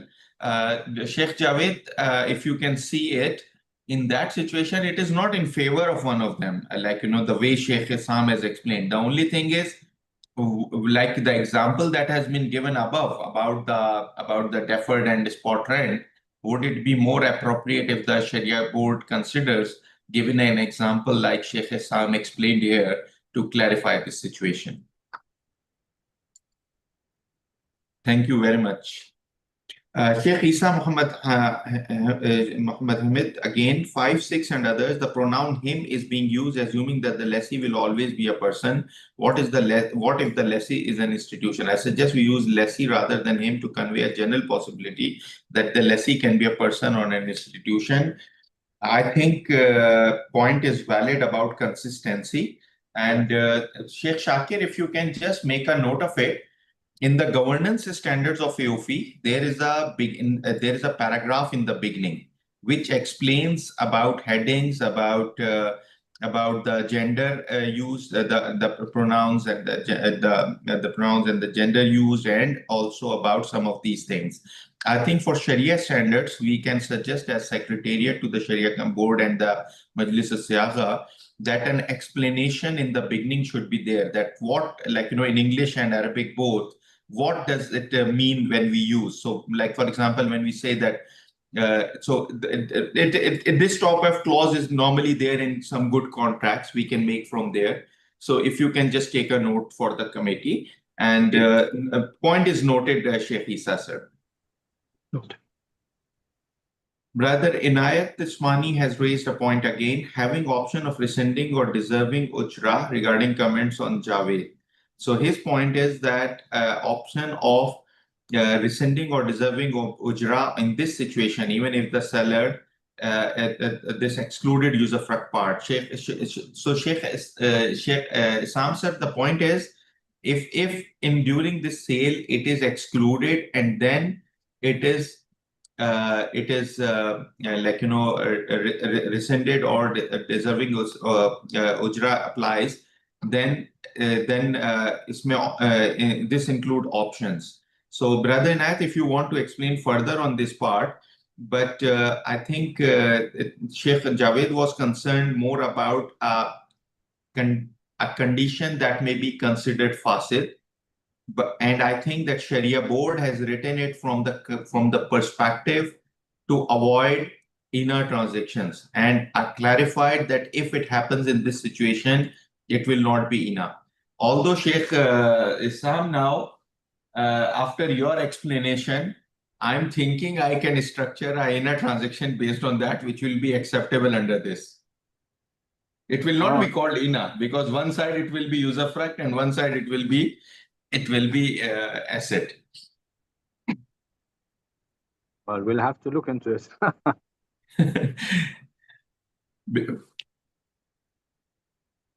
Okay, now I think Brother Inayat Usmani, if you want to clarify it better, and then otherwise we can move ahead. And I think there is already in the comments of Brother Mukhawi Ismail, I think their comment on para 5 also. I think we can take that one also. Okay, no, before that 5-7, again, there is a comment by Sister Nigat Tanveer. Would like to know the situation when inner will happen. It may be explained in the footnote. Sister Nigat, I think Sheikh may explain better, but I think that inner will happen when one side is deferred and one side is a spot with a difference. This will create inner situation. That is this clause trying to explain. No, and it's not that when one side is deferred and one side is spot, but when the side which is deferred, the payment is more. Yeah, so both sides are deferred, but the terms are different. The time, the length of the term is different. It's still it will be enough. Then it could be still depending on what the rent is on both sides. Yeah. No, thank you. So it's not necessarily spot in this. It can be like this. Thank you very much, sir. Thank you very much. So then it becomes more relevant, Sister Nigar's comment, that if we can put in footnote 2-3 situations like this, like, one situation is explained here, but if we can explain 2-3 situations like this in the footnote, that what would constitute ina here. Okay, we can Just we can take it to the Shari'ah board. Shari'ah board will see, or respective committee may just consider if they agree for putting a note.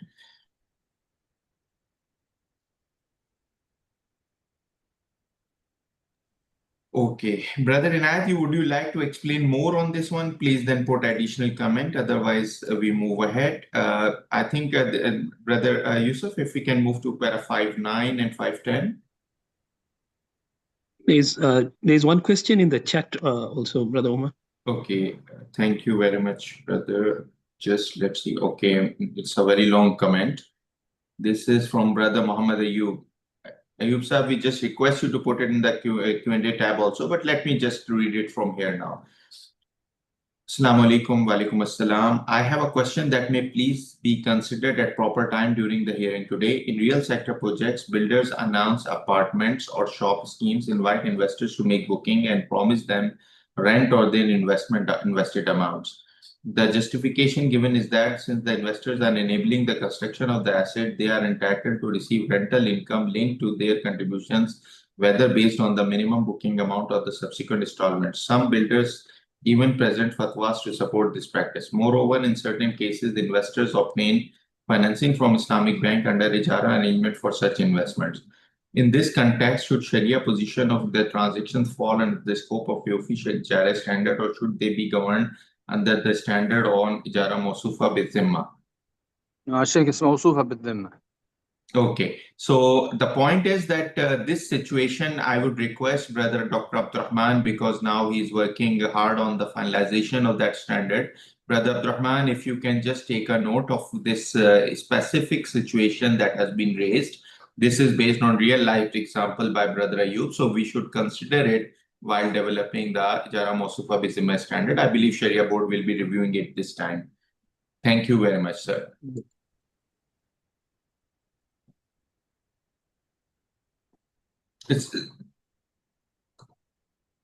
Sheikh, I was talking about this one, that here we have the tangible asset, the musha part is there, that we are part of, like, we are becoming a joint owner here, but the unit transfer and other parts are not covered. So this section covers this part. Again, other sections are also there. But my point was that the whole structure of that gradual transfer is not covered. Like, for example, here we have this one, but if the ownership of the bank in this situation in 5.9, is it being transferred to the customer in one go? Yes, there are some structures based on that, but the majority structures that you will find, they will be transferring monthly, quarterly units for that. That whole structure was not covered, as my understanding is. Brother 5.10, I think there was a point from okay. Can you just, Brother Yusuf, you can take it from the Arabic comments from Brother Mukhawi Ismail, the comment about reference about 5. No, sorry, it was 10.5. It was 5.3. 5.3 was covered. He had one comment about 5.3 that was covered. Okay. 5.3 was covered. Okay then. So any comment on 5.10?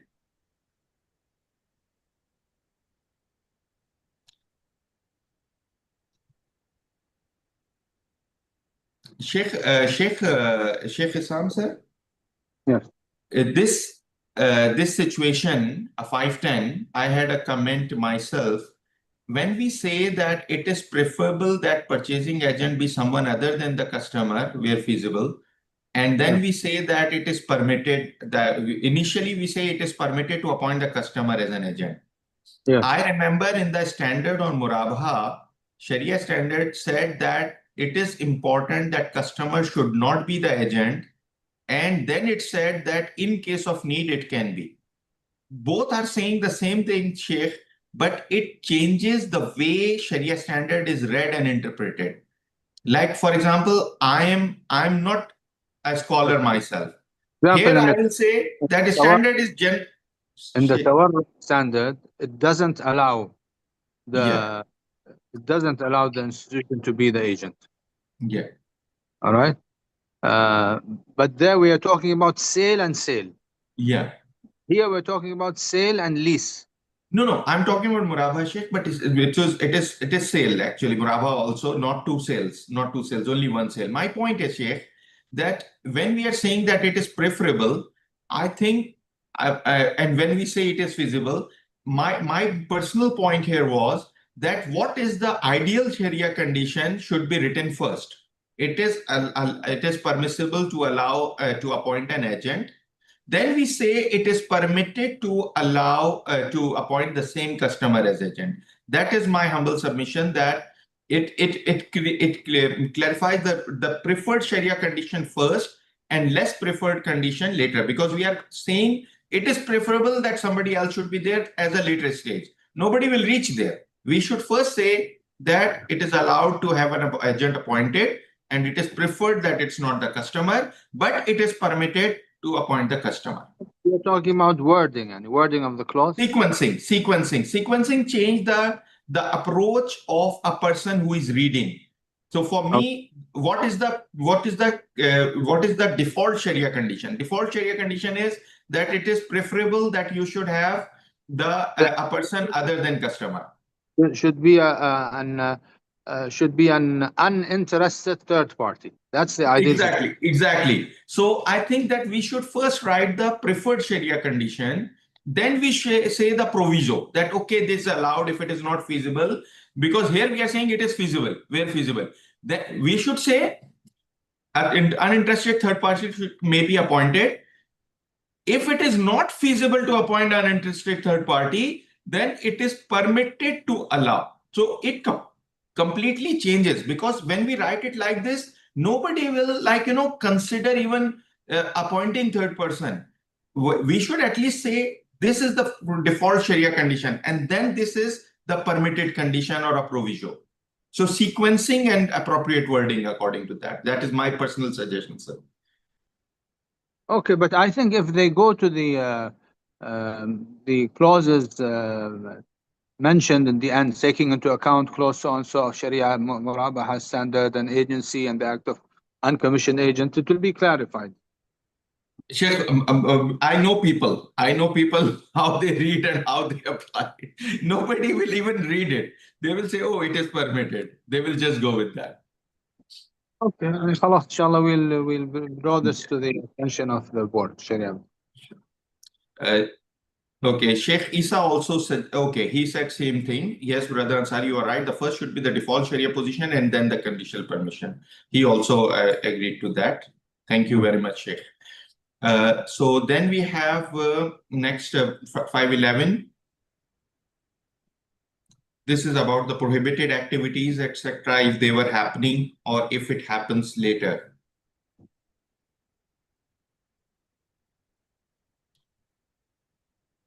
Any comments on 511 about the impermissible activities on the leased asset?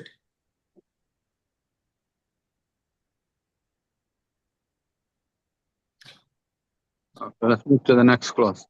Sheikh, just one question. It just came to my mind now. On this one. This 5% thing, Brother Yusuf. 5% thing. Brother Yusuf? 5%. Yeah, just below. Yeah. Yeah. Okay. Yeah, exactly. Sheikh, yeah, exactly.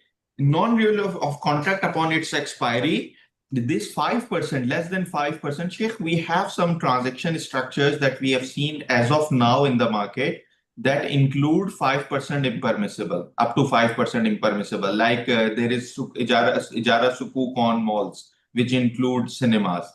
Examples like this that are real life examples. I think it will impact those existing transactions as well. I think we need to find a solution here. A bit more explanation here. Just my suggestion that a bit more explanation with regard to where it is not cancelable. So according to the clause he is very, very clear. No, it's saying that you cannot, subject to non-renewal of contract. Subject to non-renewal of contract. So if the mall includes a cinema, which is made as cinema, what will happen? Because cinema can be leased to cinema only. You can say, okay, show Islamic movies. Yeah. You have such an abundance of Islamic movies. Okay, my point is, Sheikh, that this is something, because we recently we have gone through an issue, some discussions were there on the topic similar to this. So we need to maybe there is some more guidance needed, because particularly when you say non-renewal, then this may be non-compliant. So what happens if it is renewed? What happens? Can it be a continuing 5%, less than 5% income given to charity? This part is not clear. No, if it's, see, if they violate this clause, then they have violated the standard. That's it. So the Ijarah becomes impermissible. The whole Ijarah becomes impermissible. The whole sukuk becomes impermissible. The Ijarah becomes non-compliant with this standard. Okay. Okay. Noted.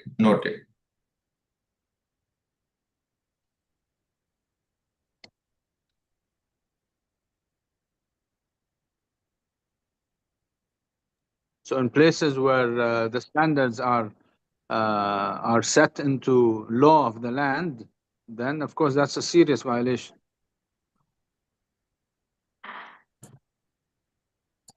Sister Nigat has raised a point. Sister Nigat, about which point you are talking about? Some time may be given to make adjustment to handle the situation. Okay, you are talking about exactly this one. Time limit. Okay, noted. Okay, so Brother Yusuf, I think you can move ahead. Now, it is about conclusion of the contract, conclusion and effect of the contract, 661. Any comments on 661? I think we have comment on 614, brother. But okay, well, when we reach there, 611. Binding contract is coming here. It is answer to one of the points earlier. It was not part of the definition, but it is here.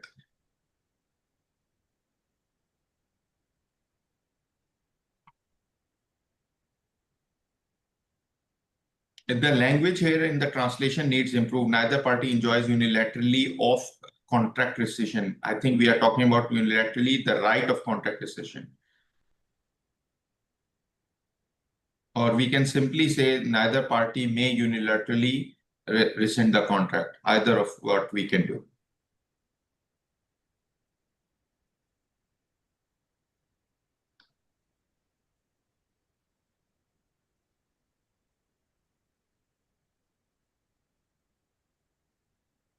Even I think Arabic also, maybe we need to just recheck Arabic side also from the because right is not mentioning here as well. I think we need to see some. Brother Shakir, if you can just take a note for that for the Majlis Siyaga about this wording only. I think we can move ahead. Oh no, I think yeah, no comments, so we can move ahead. 612, 613. Any comments?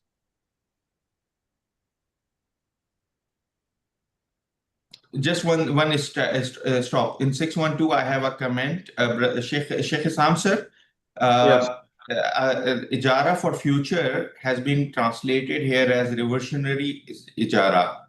I think it's a very confusing term. It's simply we can say it's future Ijarah. Accounting standard, we use the term future Ijarah, where the Ijarah asset is identified and it's not executed. So we had to use the term future Ijarah.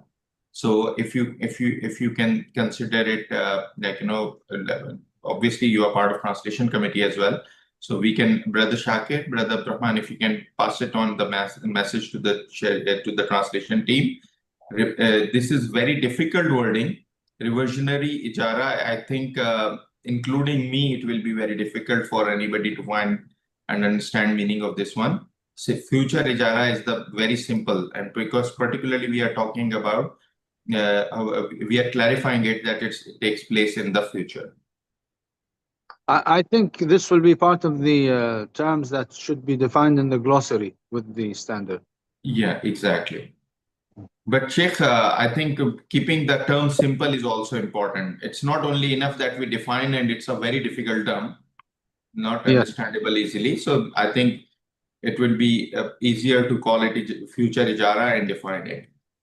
Yes.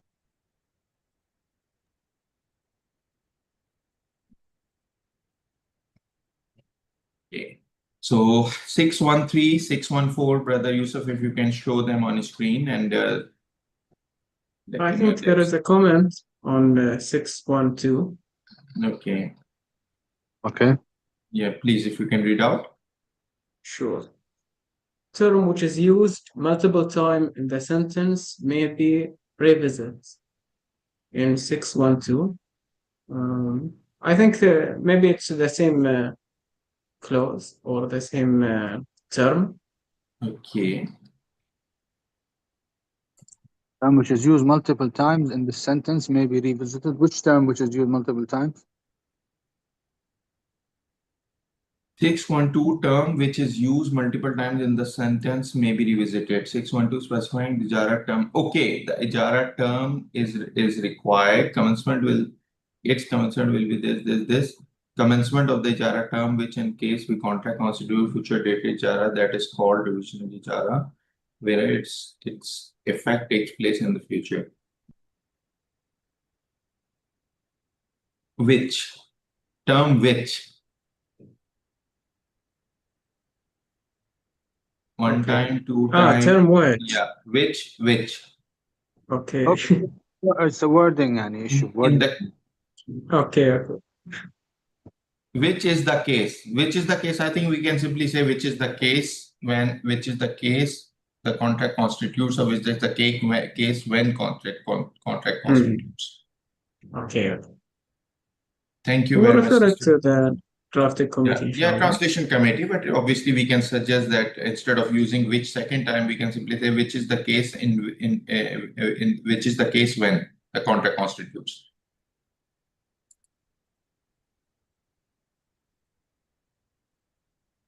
Okay. And Brother Umar, one of the attendees, was raising his hand. So I'm not sure. Actually, depending on number of comments, it becomes very difficult. But it depends. But I can't see any hand raised now. If somebody raised earlier, I can't say. So maybe by mistake. No, maybe their concern was addressed by other commentators. Okay, yeah, it is possible also. Okay, now I can see Brother Yusuf Azim Siddiqui has joined in as well. I didn't see. Obviously, he was supposed to be there anyways. So he is our translator, our expert translator. Welcome, Brother Yusuf. Brother Yusuf, you should actually be promoted actually to the panelists so that he can answer the things and he can take notes as necessary. Sure, yeah. I will promote it here now, but he was with us from the beginning. Okay, that's because I didn't see actually just by chance his name. So anyway, welcome, brother. So I think let's move ahead. 614, 61. I think 614, 615. Yeah. And 614, there is comment in Arabic, brother. And there is a typo error in Arbun in the third last line. It's Arbund, the typo error only. Arbun is becoming Arbunda. Yeah. And Arbun is with D, appearing with D.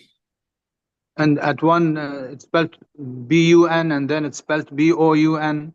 So we should be consistent, Yeah, spelling also. شيخ عصام في كومنت سابق نعم على بند 614 نعم ذكرنا في المؤجر عدم رد العربون، وفي هذا يعني تعارض مع البند 4.2.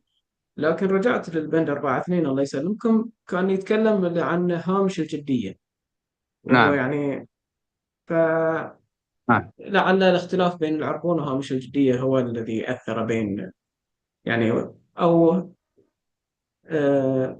خلاه يعني العربون جزء ينظر أن إليه أنها تعارض. العربون جزء من الثمن، أما هامش الجندية يعني نوع من الضمان، نوع من الرهون. نعم. نعم. هذا فقط يعني الكومنت. Sheikh, here also I have the same point that the preferred treatment, what we are saying as preferred, is appearing second here, because I know that I believe it might be view of Sheikh Taqi preferably, that in case of excessive hormone, I think that is Sheikh Taqi's view and probably Hanfi view.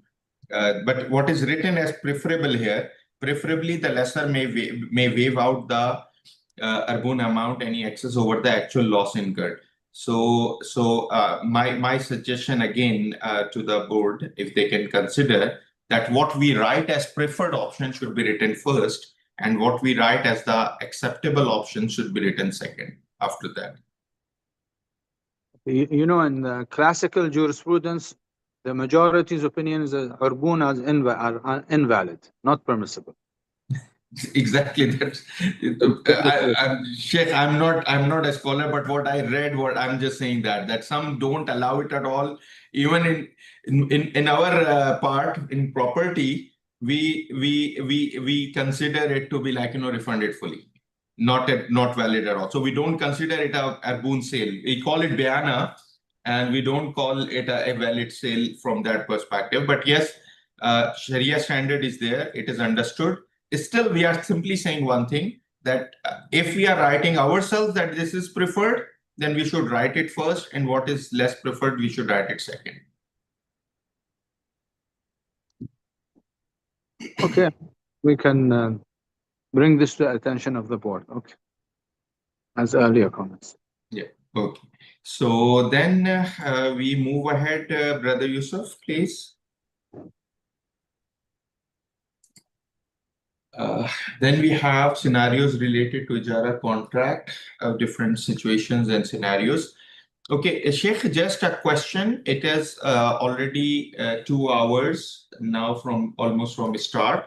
I think, Brother Yusuf, we are on page number 14. But I think we can take break at the prayer time. It will be better. Yeah, better because much better, because after half hour roughly it will be prayer time. So let's take break at the prayer time. Yeah. So next we have 6.2 scenarios relating to Ijarah contract, about the periods of lease, and then 6.2 about finding promise of conveyance. If the ledger on there is one point, I think here or later. I think it is later. I'll raise my point later, Sheikh. Okay, I think we can move ahead if we don't have any point on 6.21 and 6.622.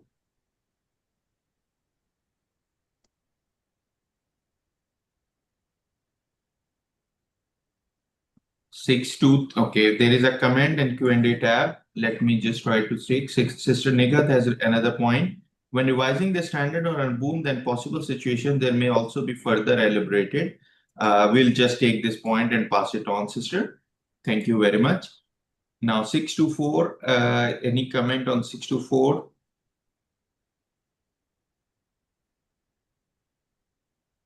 No comment. So no comments on 6.23, 6.2, 6.3, 6.4. So I think we can move to Pro 7, that is subject matter of Ijarah. We had an earlier comment made by one of the brothers. Yes, 614, on 614. Yes. No, on 7. Okay, on 614 also there, Sheikh. Okay. Yeah, 614 خبرتك also. عنه شيخ. Brother, I already يعني Okay, covered. It was mentioned it covered. to Sheikh Okay, Hassan. covered. Okay. طيب. Okay, it was he was already identifying a mentioned, yeah. contradiction. Okay. Okay. Okay, 718. We have comment on 718. So let's quickly see if we have any comments on 711, 712, 713.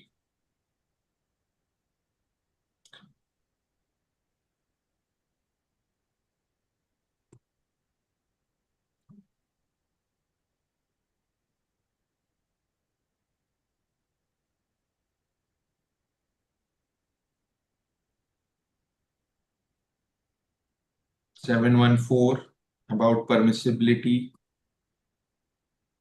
of the use. I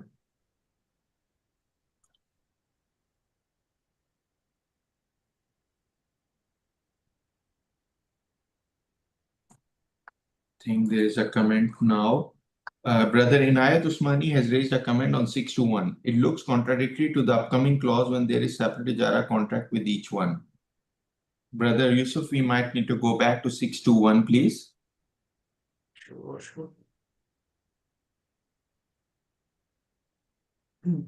It is permitted to conclude Ijarah contracts for variant periods with several lessees, provided no two contracts overlap in time over the same tangible asset. This must be structured as future Ijarah or reversionary Ijarah, the term we need to reconsider.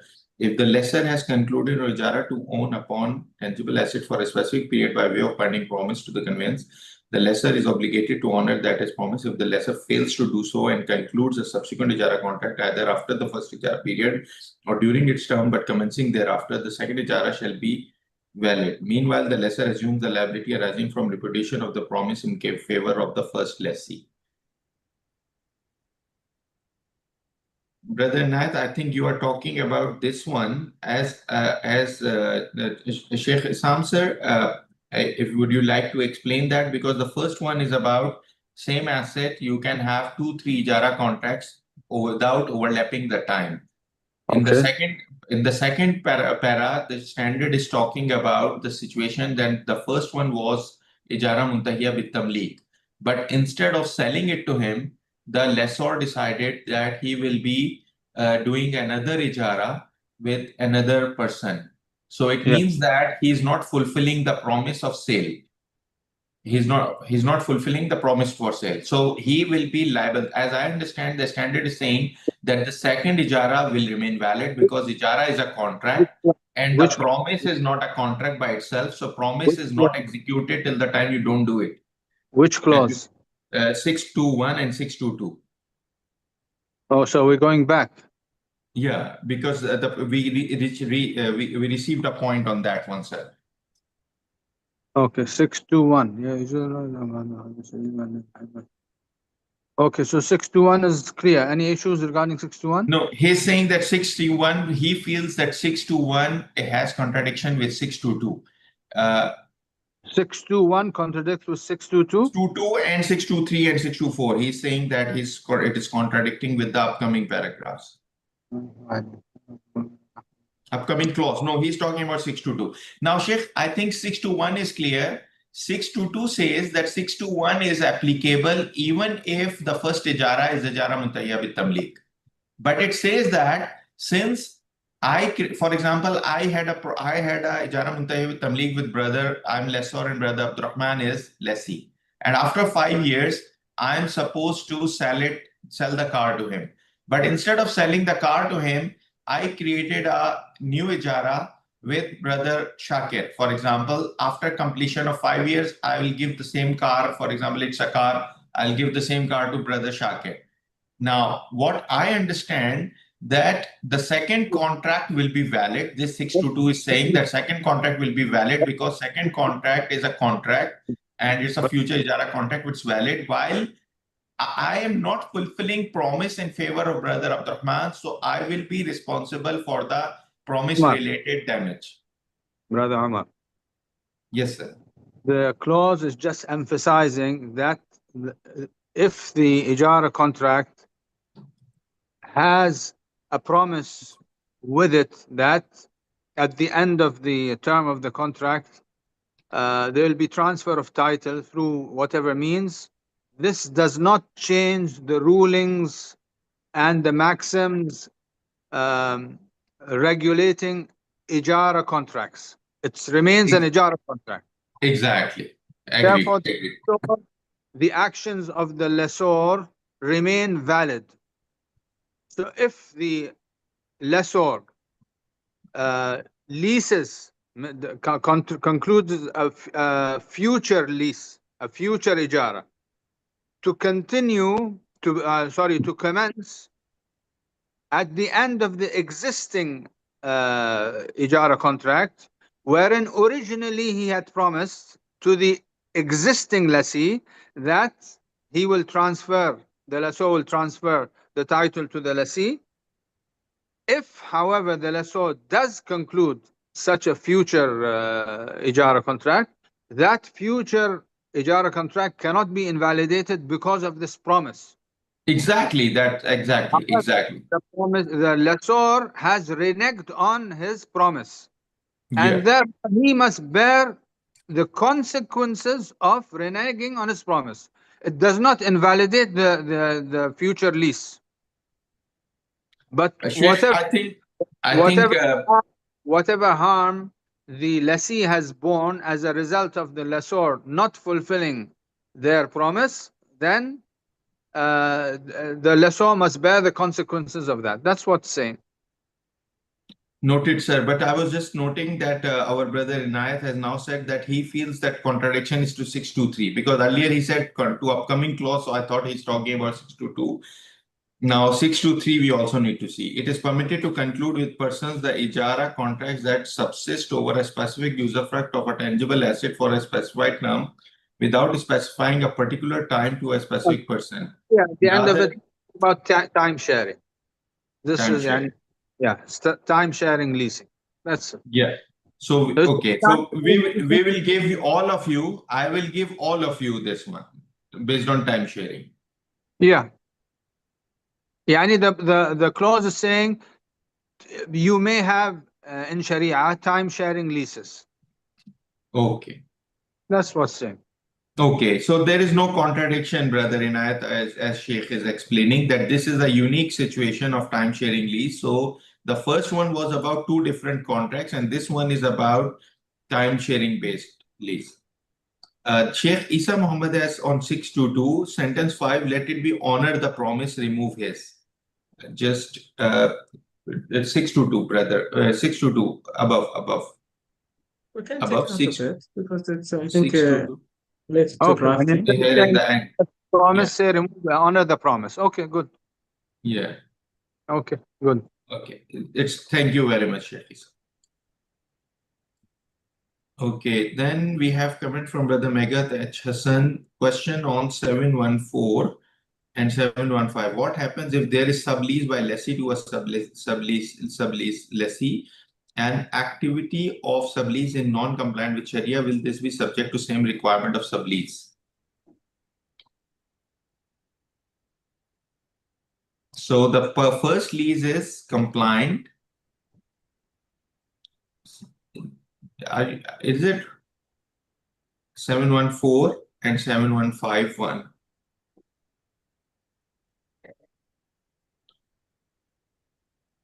Sheikh Hissam sir, would you like to answer this one? That first. So which clause are we on now?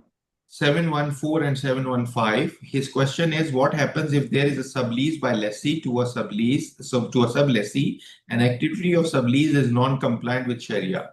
Will this be subject to same requirement of sublease? Yeah, of course, definitely. Yeah, so both ends the requirements will apply. That is understood. Yeah. Thank you very much, sir. Brother Inayat Usmani has asked in the time shared lease question, sir. He has expanded his question. He's asking, even if there is separate Ijara contract with each sharer, means time shared based agreement would be with all of them together at one time, or would it be separate agreement with each one of them without defining time?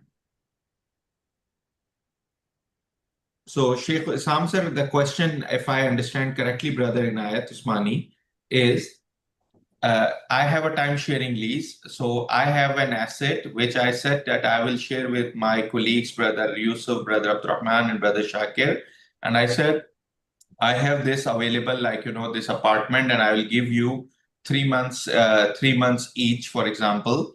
like 3 months each. But I don't define who gets first and who gets later, or whether 3 months will be in one go or they will be like 1 month, 1 month, 1 month. If I do it like this, would it be necessary to keep it in one contract, or would it be 3 separate contracts with 3 separate lessees? And if we keep 3 separate contracts, if without defining the time, exact time and date, would it be valid? That is, I think, what he feels is creating contradiction between with 621 and the 1 and 2, 3, 623. No, I don't think there is any necessity that you say that all the lessees must be in the same contract, and it is not even in terms of practicality, it's very impractical. Yeah, and if you talk about these huge towers where they enter into these time-sharing leases, the lessees change also over time. So if you say that, if you stipulate that all the lessees must be in the same one contract, even in terms of realistic possibility, it's not likely. And Sheikh, this yes, raises an important question. You raised this question. When you okay. talked about this these towers, like communication tower on time sharing basis, can usufruct be defined in a term different than time? Means that I define usufruct in terms of bandwidth, in terms of data, rather than time? How do you want to relate? The Sheikh, world is changing. I think when we are revising the standard, we should consider this question to ourselves as the board, that if we say that the usufruct needs to be defined. Yeah, but that will not be related to our standard, because in our standard we're talking about a tangible, identified asset. We're not talking about services. You will take to service. Okay, you want to take it to service Ijarah, but the point is the way you said about time sharing, I was linking with usufruct. I know that service Ijarah you can cover, but the question is that use of the same asset, the example that you gave, because earlier we have covered communication like towers and communication systems in service Ijara based. Even Sukuk were there, some structures of service Ijara were there. But you gave this example of time sharing. That's why I asked this question. No, I'm not talking about communication towers. I'm talking about the towers which are occupied by. Okay, building towers. You are Building. talking about building towers. Okay. Sorry, my apologies. My apologies. So we still keep those. Although it may be about a communication tower, it may be still about a communication switch, but we will not be defining usufruct in any denomination other than time. Yes. And or everything else we may consider it permissible, but we'll put it in service Ijara. Those are other types of ijaras. Yes, of course. Okay. Brother Inayat then mentioned 719 is more explanatory. Thank you very much. It's noted. Any other comments on 715, 716, 717, 718, 719? In 718, there is a previous comment, which is just adding, he's suggesting adding examples for the clause only. Okay.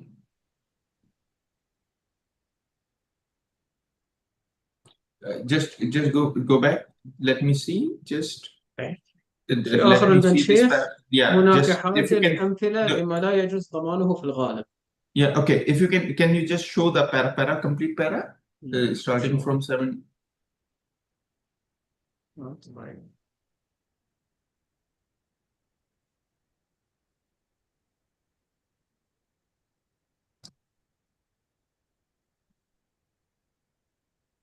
Yeah, okay. 718 is okay.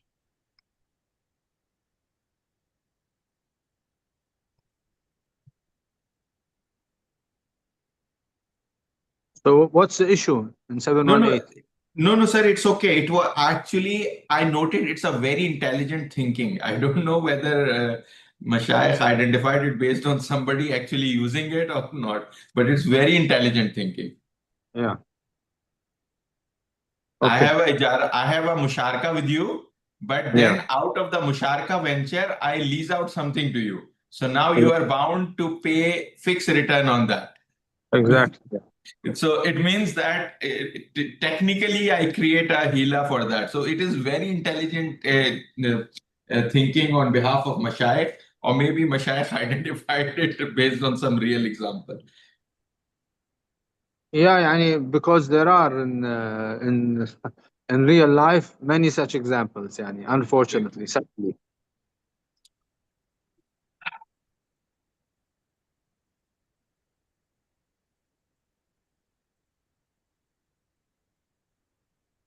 So moving 719. 719, 7110. I think there is a comment on 7111 also. No, it was counterlinked Currently, with no that one. comments. Yeah, Currently. counterlinked. Okay. So do we have any comments on 717, 718, 719, 10, and 11?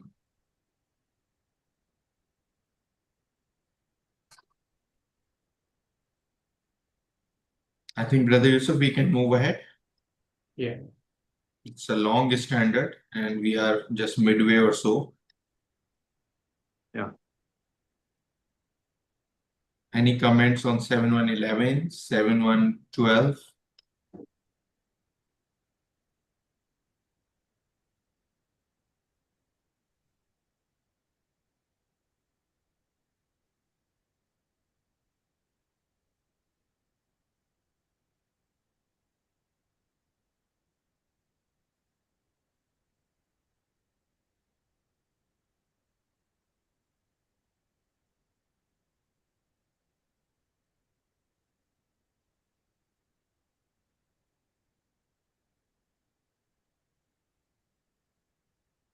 Sheikh, just one question that I also noted, we are allowing that the burden of proof of absence of negligence is on the lessee. Normally, the burden of proof is on the person who actually puts the allegation. No, by default, the burden of proof in an Ijarah contract is upon the lessor.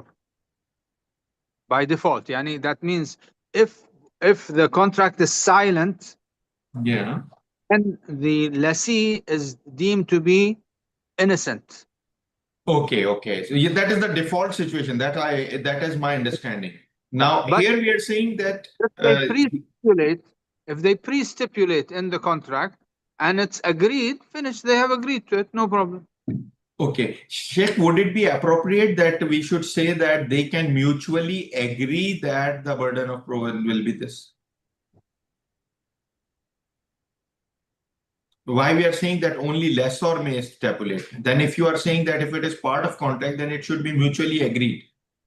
Of course, it has to be mutually agreed, of course. Yeah, so it looks like that only lessor is stipulating something not agreed by the counterparty. So can we try to consider improving the wording here?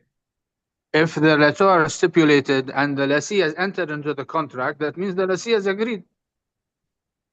So can we simply say the contract may stipulate it? It may be stipulated in the contract. Can we say it may be stipulated in the contract? Yes.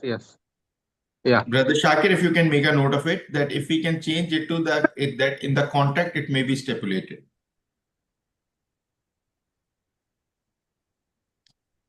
Okay, then Brother Yusuf, I think we can move ahead till the next couple of paragraphs, 714.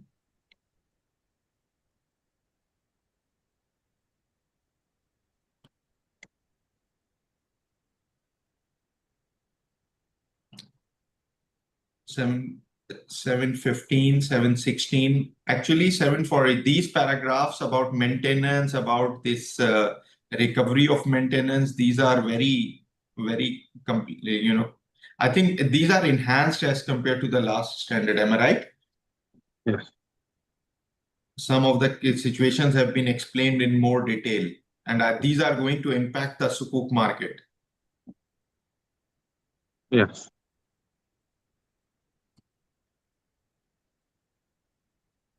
And actually, you can say many of these have come from the revised sukuk standard, because they were discussed at length in the sukuk standard, in the new sukuk standard.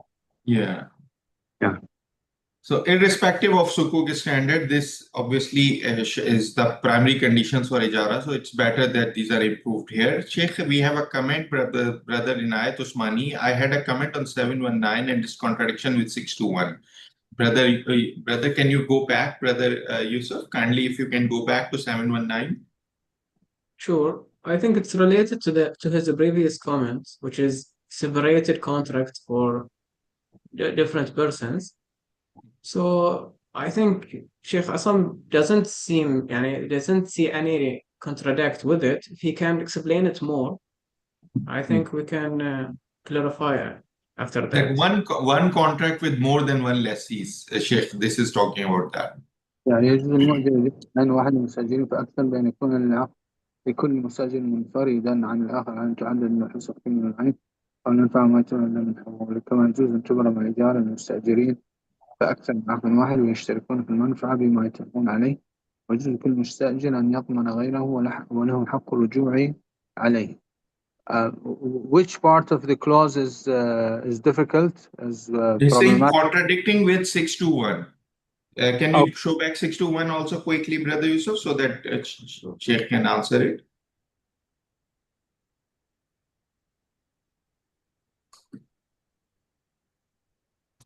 This is the same one that was discussed, that over on one asset about, I think, Sheikh, this one is talking about time-based usufruct sharing, and that one is talking about usufruct sharing based on maybe space, maybe type of benefit, etc.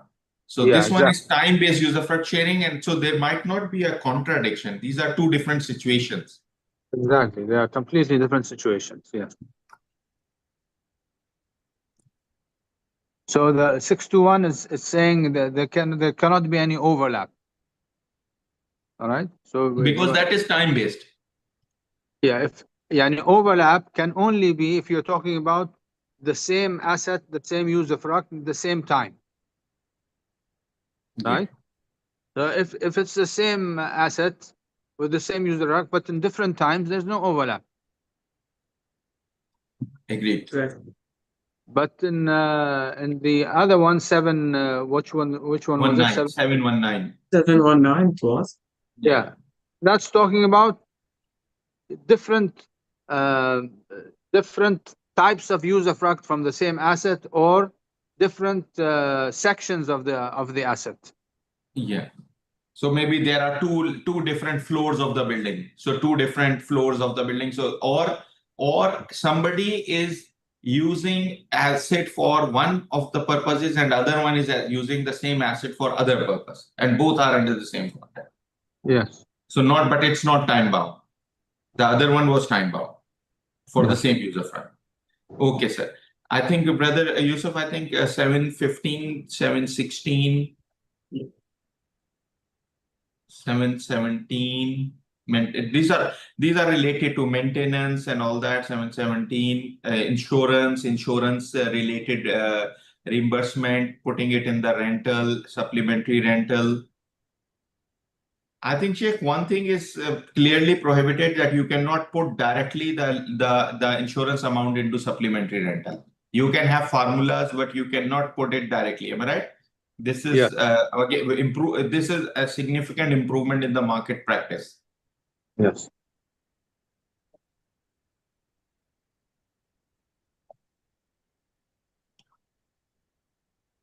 Next section is 7.2. We have no comment till now. We have 7.2. 7.2 is on provision of rent. So about rent and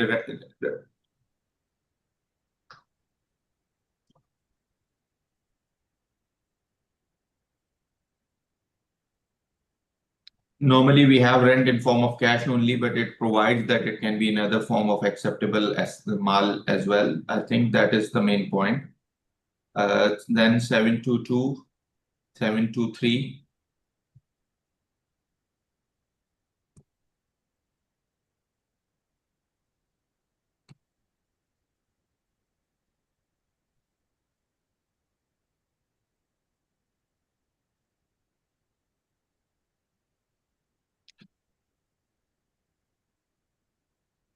Now, for the variable rent, conditions are specified again as we talked about reimbursement of expenses, etc. This one is also emphasized, enhanced. The explanations on this one are enhanced in the new standard, if I understand correctly. Anybody have comments on 723, 724, subsections of 724? About use of benchmark rate, about variable rent? I don't think any conceptual change is there from earlier standard, but some of the things have been explained better or more enhanced.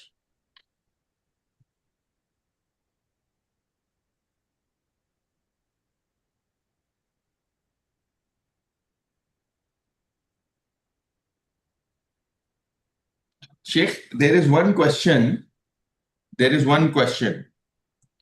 Yes. I clearly it is said that because of past due rentals, which become a then, you cannot enhance the rental value. Which section? Like, this is 7245, and there is another one, like, the rental calculation formula should not be done like this. Yeah. But a question is, a side option for this one, or a use for this one is that I don't put it here, but I put it in the unit sale price, or I put it in the eventual sale price of the asset. It is not specifically prohibited here.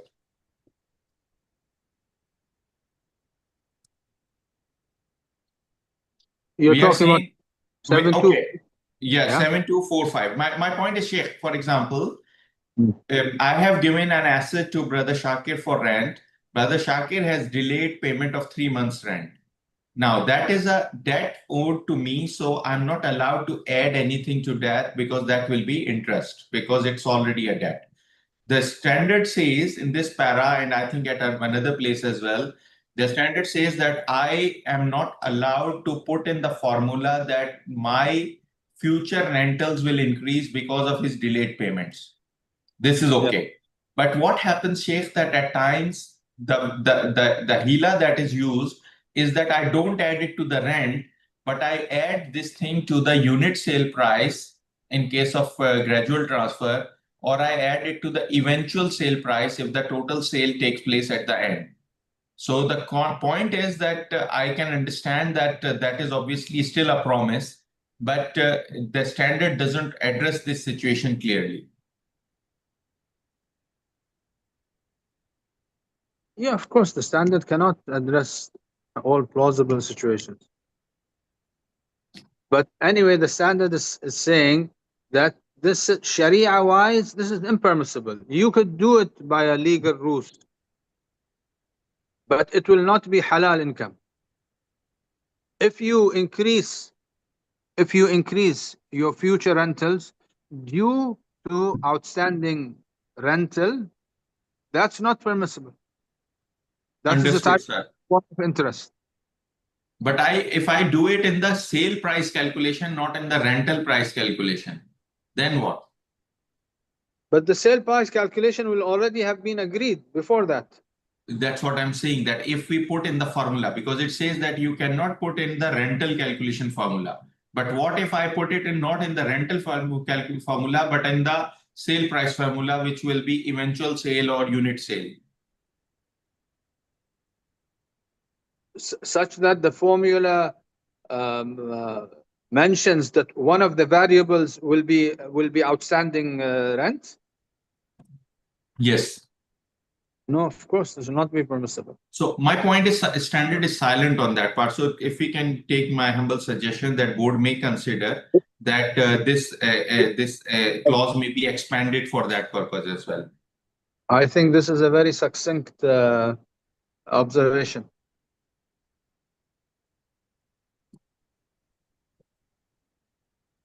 Okay. So do we have any other comments on 7.2 subsections on 7.2.4?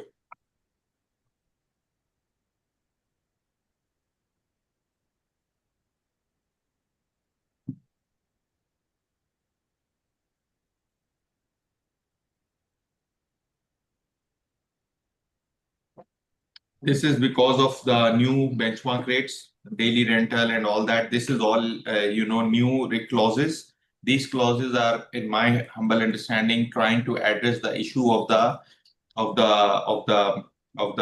risk-free rates of benchmark rates that have become prevalent more recently in the markets. So all these clauses were probably not there in the earlier standard, and these are all expanded here. Anybody has comments here?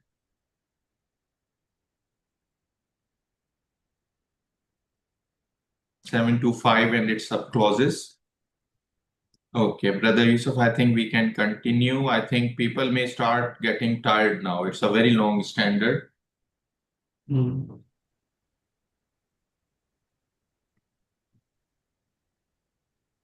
I think these 7.2.6 and 7.2.7 are also related to the same thing, more or less. We have general Yeah. observation or comment. Sheikh Yes. Isa Muhammad, he Yeah. said, on the benchmark, what is it? Sharia compliant one? Okay, as AAOIFI, we are working on the Sharia compliant benchmark rates. We are halfway done. Inshallah, we are trying to come up with more improved version, and we are already in talks with some regulators and others. But at this point of time, obviously, there is no Sharia compliant benchmark rate available. So we go with the view of the Sharia board that conventional benchmarks are also are allowed to be used till the time you don't go into the the transaction structure remains compliant. You can use the conventional benchmarks. So for the time being, obviously, this is our sort of necessary evil situation.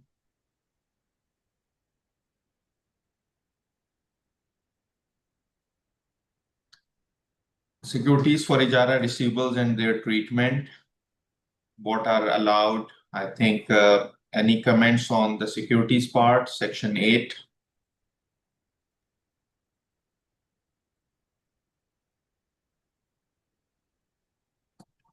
No comments on section 8.1, 8.2? I think there is for 8.1. Yeah. Previous 8.1. comment. Yes.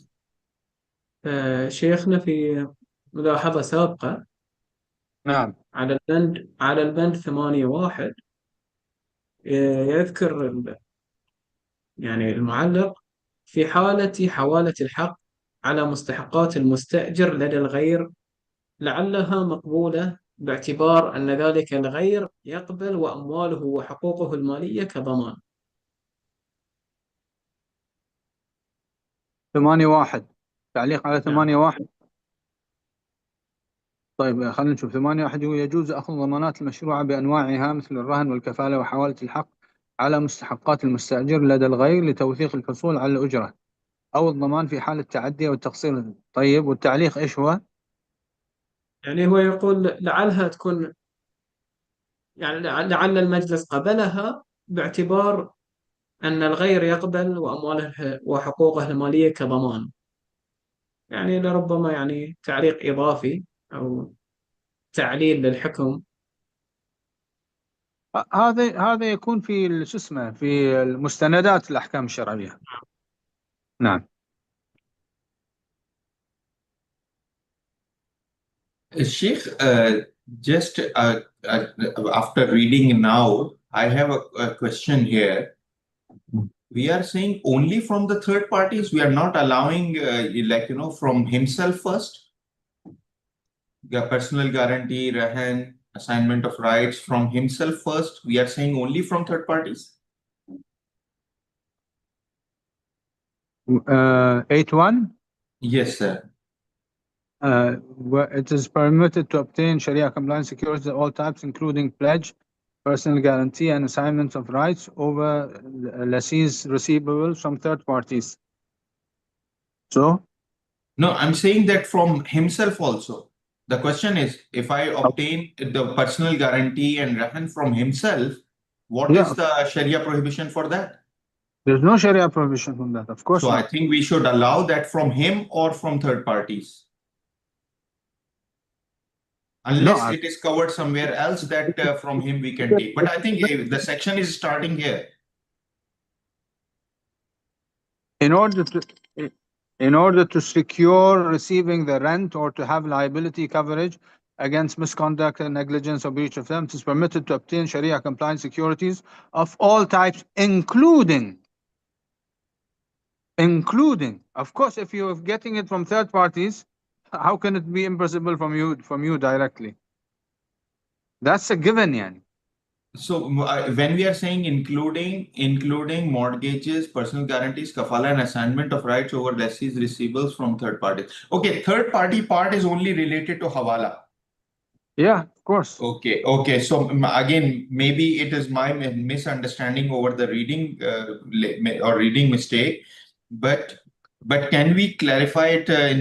Brother Shakir, just make a note of it that the impression was coming that all of this, we are talking about only hawala from third parties. Maybe we should begin with the hawala, wherein you will mention third parties, and then the other types will be mentioned. So there'll be no confusion.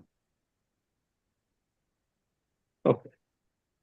And if we begin by third parties and then we mention the others, it won't be confused with the other with third parties. Okay. Noted. Only we just need to correct either way, as Sheikh suggested, or any other way. We just need to correct it that the confusion that I got, no other reader should get, that permission is only from third parties. No, hawala for receivables from third party is the one thing, but all others are applicable. You can take from him directly. Because hawala can only be from third parties. Yeah. Now I understand, sir. Now I understand, because I was plain reading was giving me an impression that all these securities from third party are allowed. Oh, no. Okay, let's move ahead. I think, Brother Yusuf, I think we can cover whole of 8 now together and ask for the comments. 8.2, I think there is a 8.3. question for 8.2, brother. 8.2. Yes, I think. Let me just see. And now there are 4-5 questions actually. I didn't move it. Okay. Actually, my apologies. There are 1 point or some 7.2.4 also. Okay, let's take first 8.2. Let's complete it, and then we will go back to this 7.2.4. Brother Megat Hassan has question number 8.2. What exactly is meant by lien over the leased asset, particularly as lessor is already owner and his proper ownership right over the asset? Is the same type of security created over the asset? I think the point is the point is valid. Because ownership is there. Normally, this lien is kept only for technical purposes, some of the legal, when you avoid double taxation. When you avoid double taxation, then you don't transfer it in bank's name, and then you take a lien over that one, lien or mortgage or any form.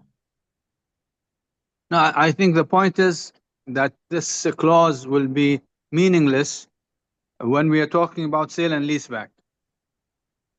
Because sale and leaseback, the lessee is actually the owner. Yeah. Remember, because the bank has he's holding the ownership already. Yeah, yes. He's actually the owner.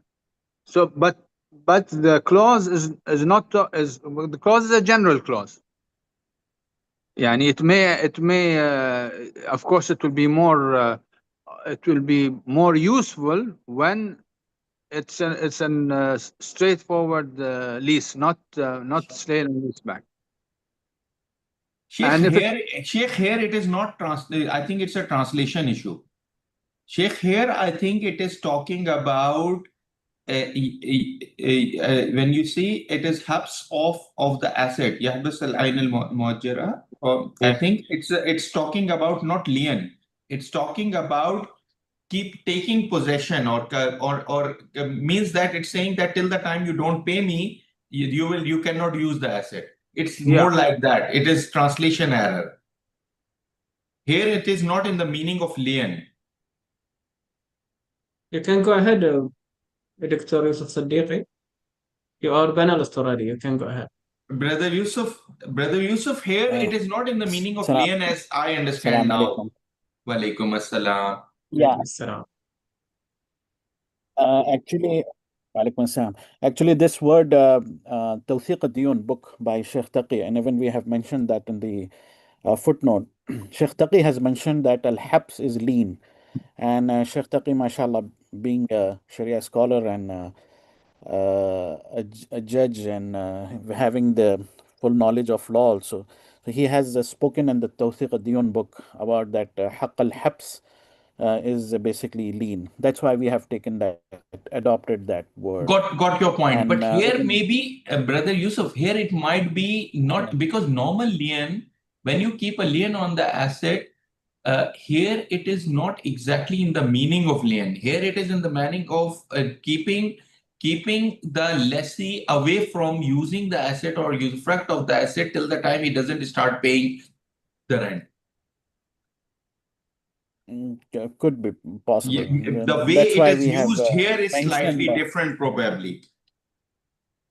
Okay, so let's seek the help of lawyers to see if there are actual,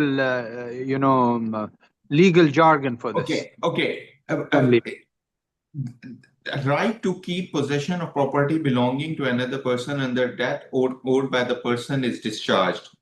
I think we're here. I think we can consider, even if lien we use, so it means that with lien with possession we are talking about here, that you will keep the possession of the asset, that if you start paying, otherwise I'm not going to release the asset to you. It's more in this meaning. So maybe lien might be a correct word, as you have referred to Sheikh Taqi. So again, we don't challenge his wisdom and his even knowledge of the jargons, legal jargons. So that might be correct, but for a common man like us, it's difficult for understanding what do we exactly mean here. So, Brother Megat, I think here we are talking about not only the title, we are talking about keeping the possession of the asset on hold till the time lessee doesn't start paying the rent.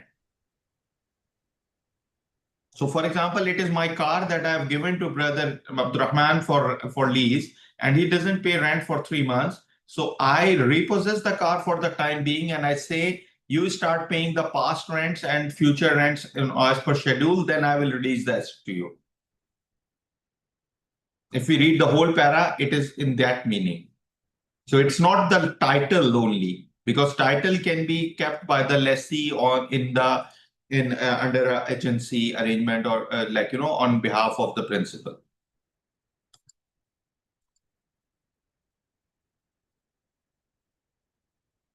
Sheikh Isa has raised this, has just added, he said that he agrees with Sheikh Isam to begin with Hawala, because Hawala is referring to the third party and then others. Then we have a comment from possessory lien or lien on possession. Brother Megat has used the term that it should be described as possessory lien or lien on possession, to be clear. I think it's a good suggestion. We can find better wording. So, Brother Yusuf, you can take note of it and you can find better wordings, inshallah. Then there is a comment in Arabic, Brother Yusuf, if you can take it, but it is on para 611. We are a bit ahead, but if you can quickly take that comment, Brother Yusuf. I will say the comments first. If we need to go back, we will go, Yeah. inshallah. Yeah, just read the comment. الكومنت شيخ من الأخ مأمون بشير. هل في الفقرة 611 عقد الإجارة ينص البند الإجارة عقد لازم لا يمكن لأحد الطرفين فسخه بمفرده، وفي الفقرة 622 إذا أبرم المؤجر عقد إجارة منتهي بالتمليك ولم يفي بوعده وقام بإبرام عقد مع شخص آخر، فهل لا يعتبر هذا التصرف انفراد من المؤجر بفسخ العقد بمفرده؟ يعني أعتقد لا 622 ما في فسخ عقد. 622 في أنه بحكم أنه المالك دخل في إجارة مضافة إلى المستقبل في أثناء سريان إجارة سارية، هذا لا إشكال فيه. الإشكال فقط في أنه يقع في تبعات يعني تبعات مخالفة وعده، حيث أنه كان قد وعد المستأجر الحالي الأول بأنه سيملكه الأصل العين المؤجرة. أعتقد واضح شيخ. نعم. Thank you very much, Sheikh. Brother, Sheikh, can we take a break now? yes, I think, Sheikh, we should take a break now for 15 minutes for prayers. It is 11:55 Bahrain time. So I think we must take a break now. It's already long and prayer time is due. So we just join back at 12:10, inshallah. Well, let's make it 12:15. 12:15. We are keeping connected. After that, we will have 45 minutes. We'll try to complete, inshallah, within that 45 minutes. So if we can just, I request all of you to continue with us and we just keep connected here, inshallah. جزاك الله خير. السلام عليكم. وعليكم السلام ورحمة الله.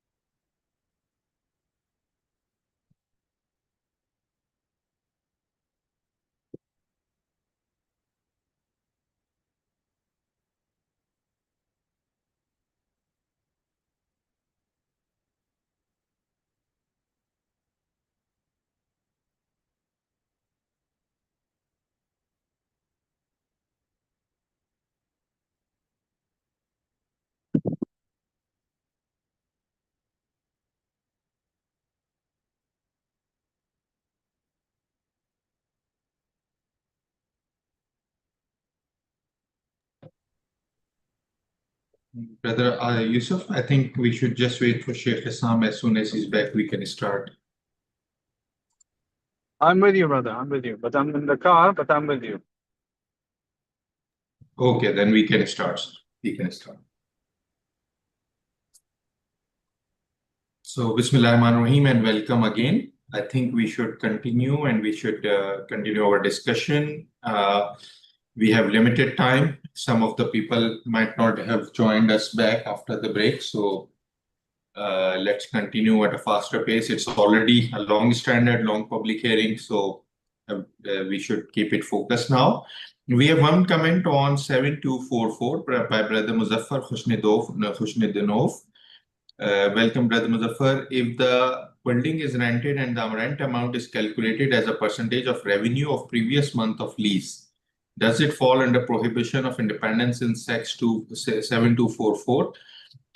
Sheikh, you can answer that one because the standard 7244 is, if I remember correctly, is talking about that the benchmark should be an independent benchmark, not a benchmark which is dependent on either party's own information. So, I think this is the question that if you can answer, do you feel that it is answered in the standard properly, or we need to take it into account for the consideration of the board? Well, we have had a similar observation in an earlier hearing. I think the last hearing in Dubai. And we have said it has been noted. Okay, so this will be considered by the board, inshallah. Brother Muzaffar, thank you very much for your comment. Brother Yusuf, we have received another comment in Arabic. If you can take it, please. Sure, brother. الكومنت يقول: من المشاكل التي واجهتنا أثناء العمل في مهنة المحاماة فترة التسليم بعد انتهاء عقد الإيجار. المؤجر يطلب التسليم بعد انتهاء العقد فورا بساعات، وهذا غير متصور، خاصة في بعض الأعمال التجارية التي تتطلب مدة يوم، يومين، ثلاثة للإخلاء. فهل يدفع المستأجر في هذه الحالة أجرة البثل أم مرحلة الإخلاء يتحملها المؤجر، لأنها ضمان لانتفاع المستأجر بالعقار كامل الانتفاع خلال مدة العقد كاملة؟ أظن شيخ هذه البند يعني ما أظن وصلنا له، متعلق بأجرة المثل، لعله متعلق بالبند الأخير في المعيار. عندنا بند على أجرة المثل، صح؟ إيه، العودة لأجرة المثل أعتقد. إيه. Yes, it is in the end. I think it is in the end. If we can address it that at that place after reading that clause. ننتظر أن نصل إلى البند. نعم. Okay. So, Brother Yusuf, if we can go to 82, 83, and 84, maybe. If anybody has comments on paragraphs 83 and 84, 83 is about making installments and about remaining installment acceleration.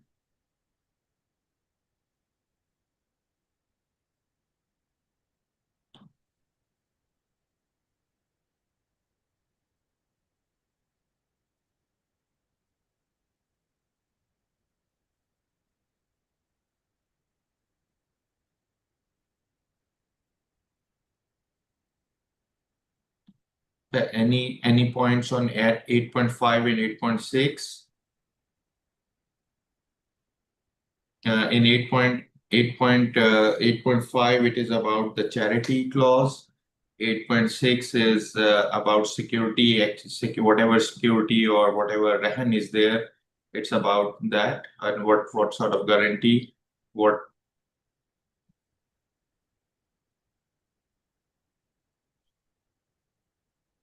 We don't see any comments now on paragraph 8's remaining sections. Now, paragraph 9 about Ijara contingencies. I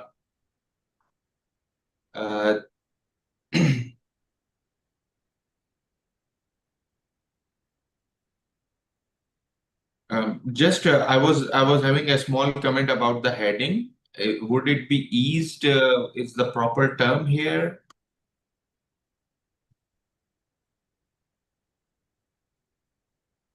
I think it's a typo error, maybe, of the loss of the leased asset. It's the of the leased asset. There is just a typo. In 9.1 heading, there is just a typo error about leased asset, leased tangible asset.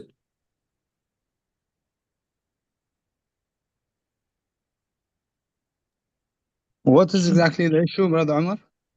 No, nothing, sir. I was just confused. There is just a typo error. Nothing. Leased asset is appearing as leased tangible asset.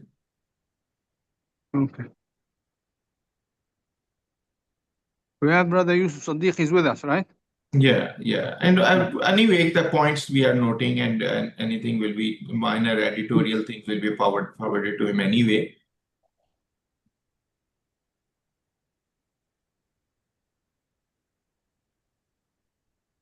And 9.12 is about transfer of the ownership of the asset, even like, for example, creation of sukuk is based on this clause, or from one bank to another bank transfer is based on that.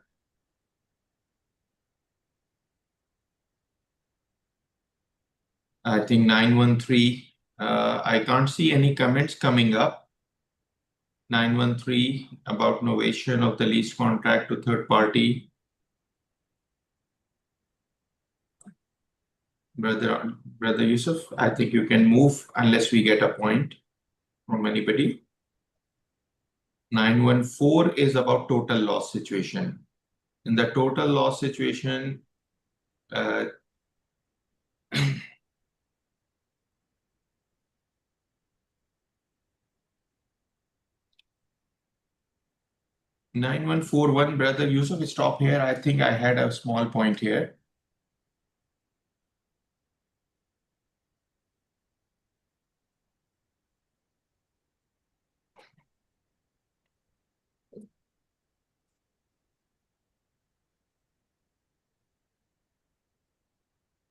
Sheikh, I had a point here. If you see 9.141. Okay. 9.141. Okay. Let me read it. If loss is caused by misconduct, negligence, or breach termed by the, so it is total loss. Then the lessee shall compensate for the asset with a like kind substitute if it has equivalent, otherwise its market value at the time of loss. This is normal Ijara. If the Ijara is in Ijara to own, the Ijara to own, again, we need to see the translation, because in English, in other standards, we have used the term Ijara Muntahiya with Tamlik, even in English also. So that will be our suggestion, to keep it Ijara Muntahiya with Tamlik in the translation also. In accounting and others, we have always used it. Even other Sharia standards also. But the point here is, the value of the tangible asset shall be remaining rental installments plus consideration promised for acquisition, if any. Sheikh, the point is that this clause results in that remaining period includes the profit element, that the profit element or the financial charges element also. Now, this clause means that if the asset is lost today because of my negligence, I will pay the lessor, I'm the lessee, I'll pay lessor him the lease rentals along with the profit element that is included in that one. So for example, if it is only 2 years of lease, after 3 years are remaining, I will be paying more than the actual market value or fair value. But if you go to Brother Yusuf, if you come down, Brother Yusuf, if you come down to the last clause of the standard, I don't remember the number. Last clause of the standard, just last or second last clause, about the one on which there was comment in Arabic about the compensation part. عن إجارة المثل يعني. إجارة المثل. With no fault of the lessee, if the leased asset is destroyed or if the continuation of this, then fair rent rental will apply and the lessee shall be reimbursed the difference between the fair rent and the rent specified in the contract. If it is more than the fair rent, it is for the repulse of the lessee from the harm. So, Sheikh, what is happening? Even ripples need to be translated better. That is a small point. Ripples need to be reimbursed. I think reimbursed would be better. Reimbursed. Okay. But the point is, Sheikh, here we are saying that the additional element of whatever was taken in the rentals, is to be reversed back to him.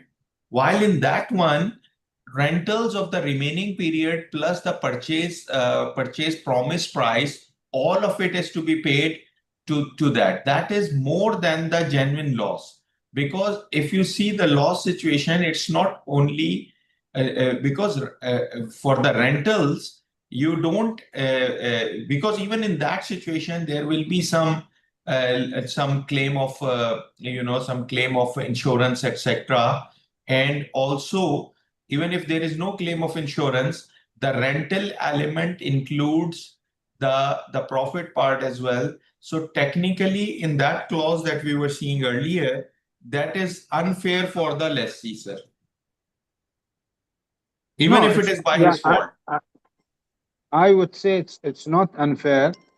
First of all, because in the end, the total consideration to acquire the asset through the lease payments and through the final payment to be made at transfer of title will be at market rate, yani. It will not be something. Sheikh, first, it includes a profit element. That is one part. Second part is, Sheikh, that it is not talking about netting off with the insurance claim, etc. So that means if we don't say that, it will be in the interest of the lessee especially towards the end of the lease, if the formula for the final transfer of the title includes a profit element. If the profit element is not included in this compensation formula, then it's in the benefit of the lessee, and even an enticement for the lessee to actually do something to to destroy the asset. No, Sheikh, for example, if I see when we make the Ijarah rental schedule for lease, Ijarah Muntahya with Tamliq, we calculate it based on, we include the profit element, which is conventionally equal to finance cost, and we add it in the value. Now, what happens that if I settle it today, if I settle, if the asset is lost today, first, that clause is not talking about netting first with the lease, any of the insurance claim, etc. That is number one. Number two is, it is simply saying that remaining whole amount of rentals plus the promised purchase price I need to pay, while I'm not getting anything in return for that for the remaining periods. So remaining periods, I'm not getting anything for the remaining periods. I'm not getting the asset in the end, but I'm still obliged to pay that one. You are not getting because you intentionally destroyed my property. No, but it is more than that. So you are actually, and again, not intentionally, but maybe by negligence. But it is going to be, and also you are the lessor. So as per the standard, you are the one who get the insurance claim. So you get the insurance claim, and you get all of it from me. No. There cannot be double payment. This is talking that this is saying that the lessor, I'm entitled to this much payment. If it's coming through the insurance company, then so be it. If there is no insurance, because the lease contract per se in itself does not demand insurance. Sister, brother Yusuf, can you go back to that clause? I think 9141 it was. Yeah, I think 9.1 where we stopped. It was contingencies related to Ijarah. Yeah.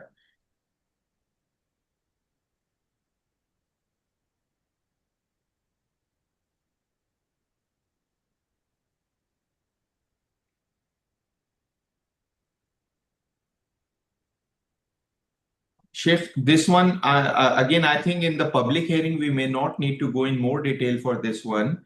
But the point is here, this is this is quite heavy impact on the lessee. But we can just park it that I have raised this point, and obviously, if necessary, I'll provide more detail how the working is done. But for me, it is going to be significantly high impact on the customer, on the lessee. See, if your concern is that the lessor will get the proceeds from the insurance in addition to a similar amount from the lessee, that's not the case. Okay, that is one. That is one. Second is, even if that is not received, Sheikh, the remaining rental. So, for example, in the conventional calculation, what is the principal amount due? Total principal amount due should be the fair value on this part. However, the total rental plus total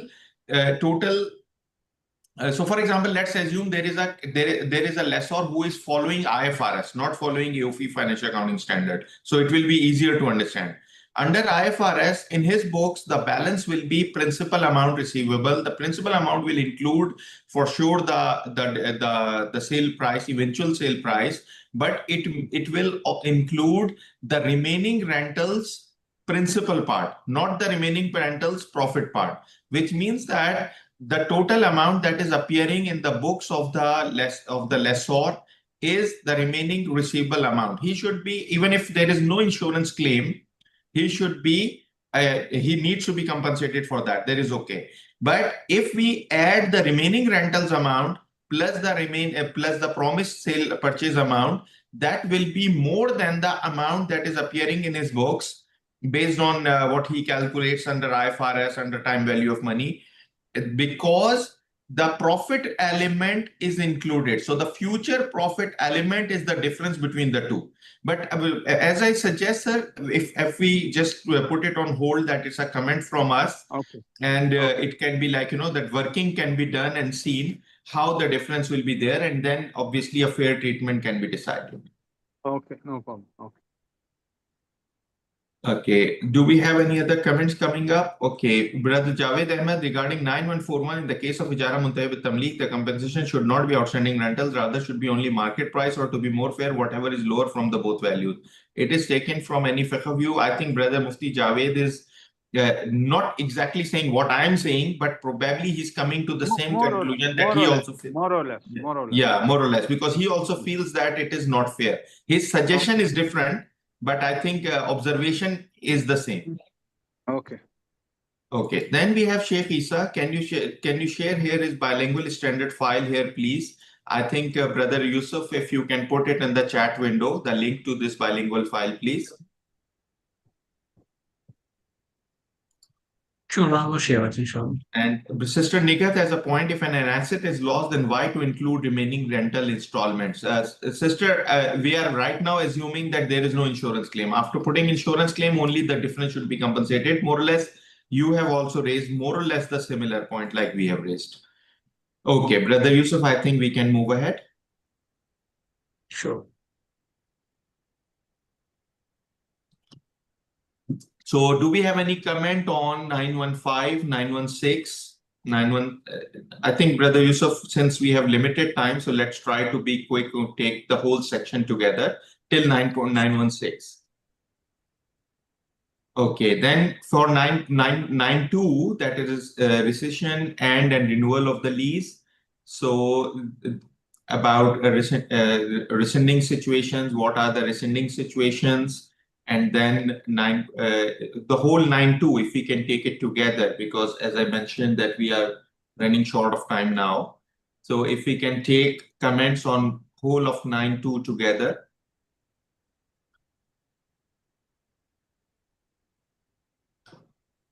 Brother Yusuf, you can come down towards end of 92. I think brother 922 is related somehow with the previous comment of anonymous attendee. شيخ بذكر لكم البند ولعله نعم. مرتبط بالملاحظة السابقة.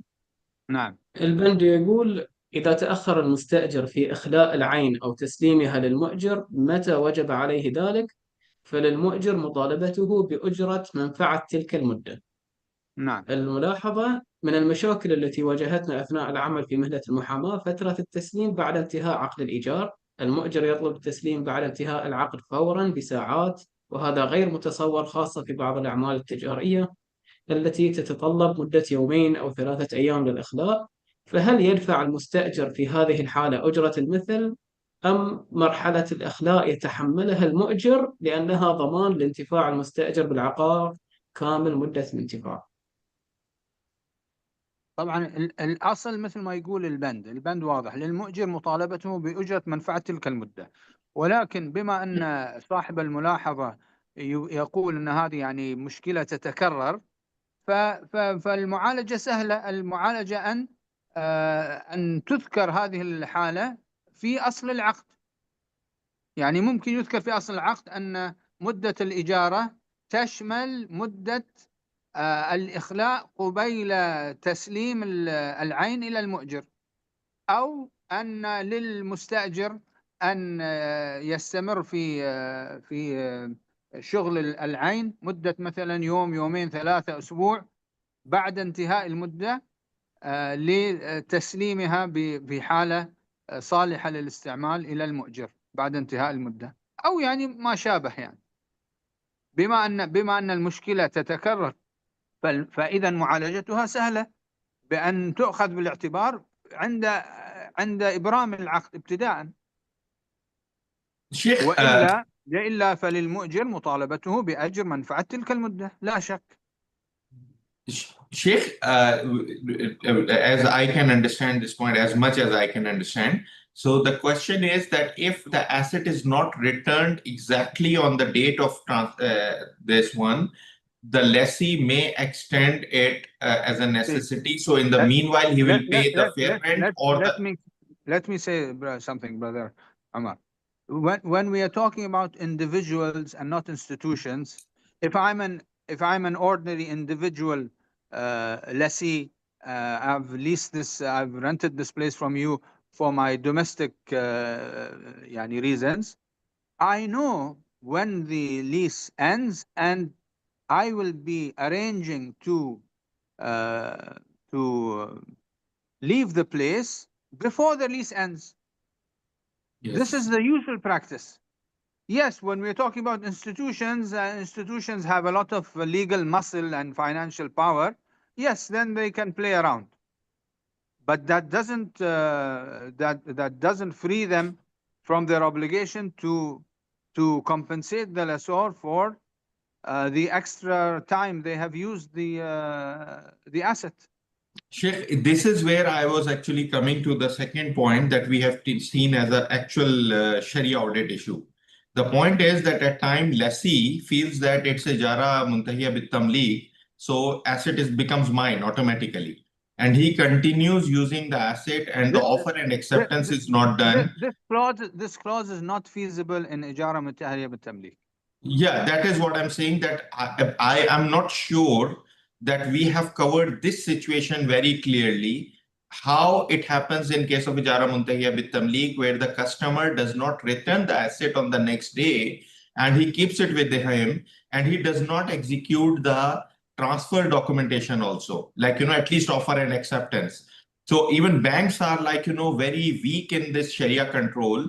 And this is something that may need to be clarified properly, because it's a genuine Sharia audit issue that you will find everywhere. Asset, customer feels, okay, now it's my asset. And he doesn't bother to either return the asset or to execute the sale and the offer and acceptance and get it's in ownership. And the bank also, sorry to say, bank staff sleeps over this issue.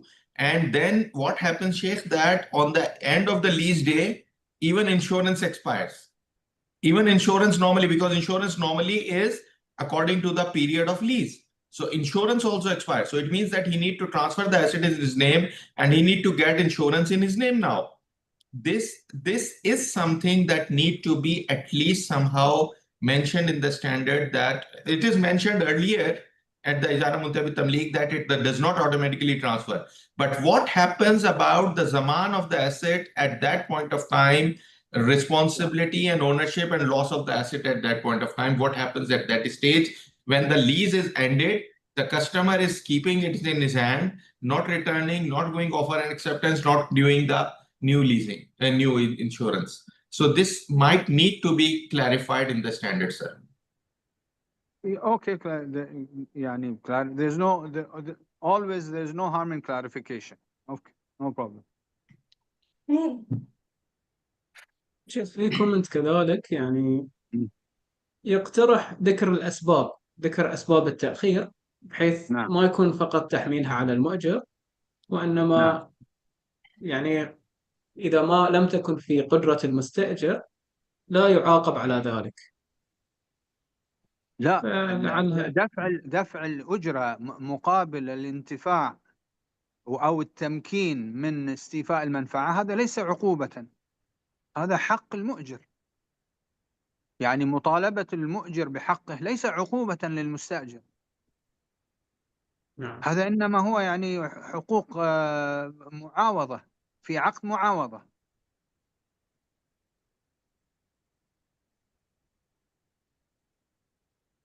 العوض المستحق لأي من طرفي العقد مقابل التزامات العقد ليس عقوبة للطرف الآخر.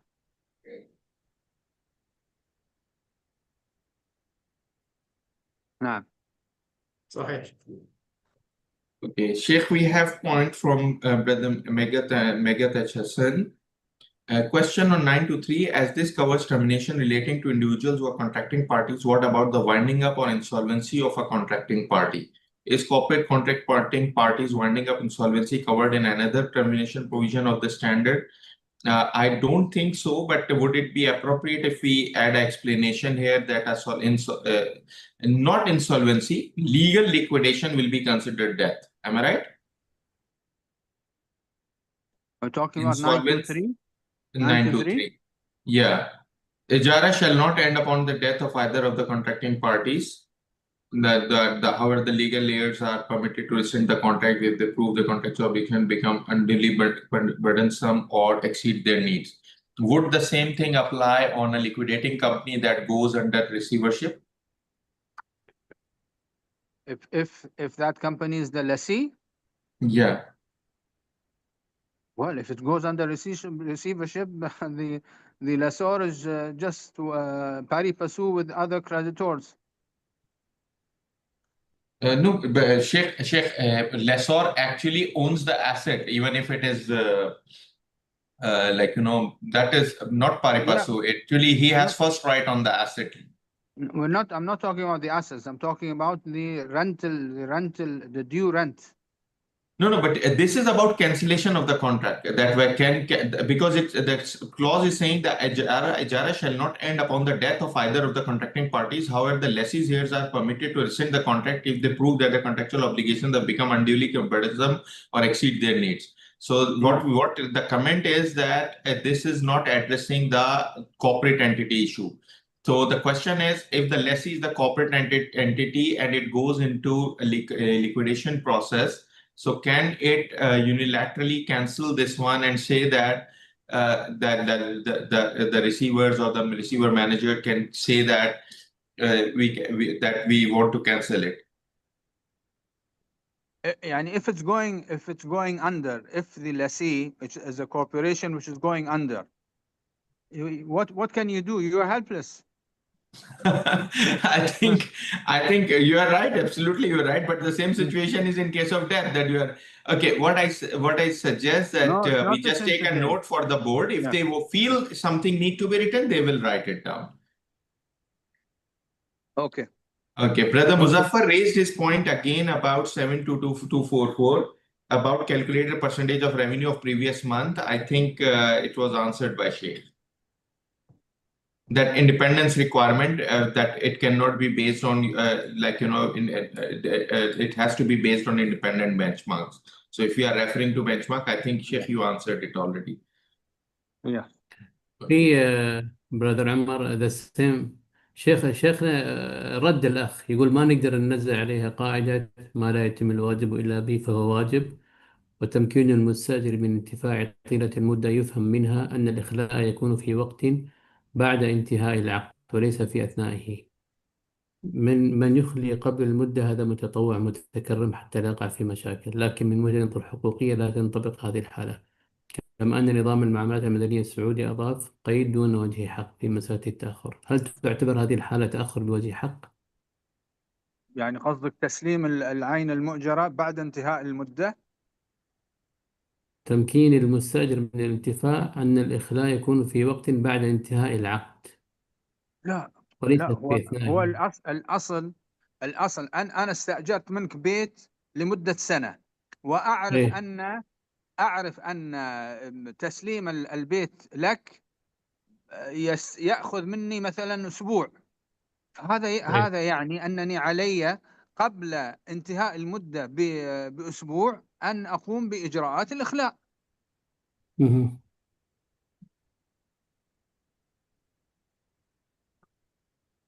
صحيح. لا يعني أنني يعني أبقى في البيت مدة سنة كاملة ثم أقوم بإجراءات الإخلاء بعد انتهاء المدة.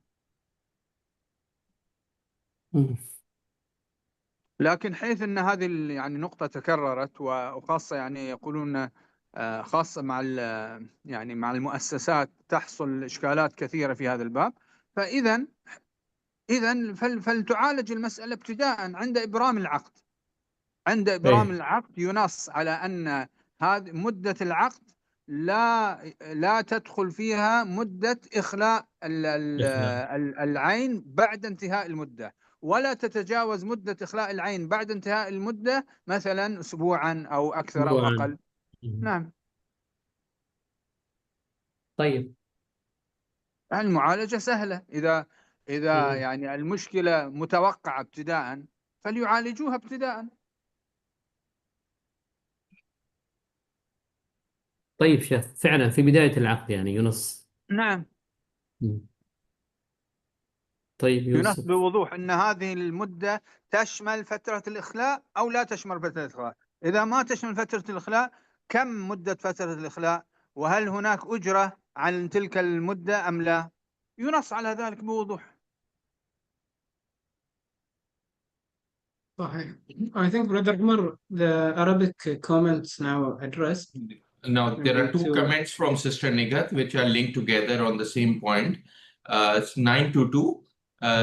May mention that property will not transfer automatically. That point was linked with what I was saying. And secondly, she refers to the lesser may claim rent for the user effect of the durations, and the lesser will not be lesser anymore. So why to claim rent? There may be some notice time prior to end of period to ask the parties to do the needful. Sister, the quick answer is that the lessor remains the lessor till the time an offer and acceptance does not take place. Only the standard says that if it is through gift and it is a conditional gift on paying all the rentals, then in case of rentals payment, automatically ownership will transfer. This is the standard is saying only in case Ijarah Muntayya bit Tamlik is on gift basis, conditional gift basis. That is the only thing where automatically the ownership will transfer. Otherwise, ownership will not automatically transfer. So this will be there will be a rent paid unless the lessor waives it. Brother Yusuf, I think we have to move ahead now and try to conclude it quickly. We have only 10 minutes left, roughly. I think let's ask from here till end of the standard if any comments we have. To be honest, we may not. We are coming towards the end anyway. Conveyance of leased asset to Ijarah to own situation. What are the situations? Promise to gift situation. One like a conditional gift situation and all that. So let's take comments together instead of going clause by clause. So Brother Javed Ahmed has raised a point on 10.5. So just go to point of 10.5, please. If the institution repudiates in fulfilling its binding promise to convey the least tangible asset to the lessee, it shall be obliged to convey to the lessee a substitute asset of equivalent value as a compensation for him. Sheikh Javed Ahmed has mentioned the price of similar asset may be added. Now the question is, Sheikh Isam sir, the suggestion by Brother Mufti Javed Ahmed is that either he has to transfer a substitute asset of equivalent value or the amount of equivalent value, like amount of the asset of equivalent value. No, the amount part could be through a mutual settlement if they accept a mutual settlement. But the obligation, the actual obligation on the promisor is to transfer the asset itself or an asset of not equivalent value, but an asset of equivalent usage. Equivalent usage. It's here it is written equivalent value. أين نخرى مماثل تعويضا maybe translation issue maybe. Yeah, that's a translation. أخرى مماثلا تعويض أخرى مماثلة. Yeah, equivalent asset, not equivalent value asset, equivalent asset. Equivalent asset. Okay. Sheikh Mufti Javed, I think you can understand Sheikh Isham's point, which is the view of the Sharia board, as we understand, that it is not equivalent value asset, it's an equivalent asset, which means that the value is a settlement thing that can be done separately. Now, Sheikh, the question about the settlement part, shall we add an explanation here that there can be a cash settlement with mutual understanding? Because if for example, if I'm giving an equivalent asset now, it is equivalent for me, but the counterparty is not agreeing it is equivalent. Now, shall we at least write it in explanation that if it is not accepted, then the cash settlement option comes up with mutual agreement? And that is a given. You can make any sort of settlement if it's mutual. Any sort of settlement could be cash, could be another asset, could be some other usufruct. If it's settlement, As long as would it be appropriate if we write it down in at least an explanation somewhere? Okay, anyway, let's pass on this comment to the board, and if the board feels that that if this is there, then we can say it. Okay. I think we have also a comment on the same clause. The last comment from our brother Mukhawi Ismail. Okay. Brother Mukhawi Ismail also had his last comment also. Okay. The last comment. شيخ الملاحظة إذا لم تجد المؤسسة مماثلا أو لم تلتزم بتقديم عين مماثلة فبماذا يوجه المعيار؟ هذه الملاحظة شيخ في البند السابق كان في عدد من الملاحظات على البند 10.5. نعم. إذا نكلت المؤسسة عن تنفيذ وعدها الملزم بتمليك العين المؤجرة للمستأجر فتلزم بتمليكه عينا أخرى مماثلة تعويضا له. عندهم قضاء إذا ما صار لا هذا ولا هذا عندهم القضاء. نعم. Okay, Sheikh Isam, I think there are 2 comments in Arabic in chat window also. Brother Yusuf, if you can read them from Mufti Masum Billah, they are in the chat window. Okay, the chat window. It's related to 923 clause. I will back to this clause. البند شيخ لا تنتهي الإجارة بوفاة أحد المتعاقدين، على أنه يجوز لورثة المستأجر فسخ العقد إذا أثبتوا أن أعباء العقد أصبحت بسبب وفاة مورثهم أثقل من أن تتحملها مواردهم أو أنها تتجاوز حدود حاجتهم. الملاحظة: الورثة إن تريدوا تبقية العقد فحكمه لم يذكر صريحا. إن يريدوا يعني نعم إن No, I think يريدوا إن نعم أرادوا إبقاء العقد نعم لم هو يذكر بشكل صريح. أصلا أصل العقد باق. نعم. العقد من حيث هو سار وباق، فما في داعي نبين حكم إبقاء العقد، لأن البند يقول العقد يبقى ساريا فاعلا، إلا إن صحيح. أثبت الورثة أنهم يعني أن أعباء هذا العقد يعني كثيرة عليهم لا يستطيعون تحملها، لكن عليهم إثبات ذلك، وإلا فالأصل أن العقد باق. Sheikh, the second point is also related to this one. If Brother Yusuf, if you can read this one, I think that is also actually linked with this one. The same commenter. Yeah, the next comment is لمدة الطويلة. I think it's not really related. No. I think he has linked it with the same one because by default it will go to legal years. The point is why? So long-term leases that are there like 99 years, so even 50, 60 years, they are by default going to legal years. هو يقول ما حكم الإجارة Yeah, الطويلة that is I لمدة think 100 عام. that's why he's linking here. Yes, نعم. Yeah. The thing is that, of course, يعني in many jurisdictions, these very long lease terms, in reality, have the features of sale terms, sale contracts.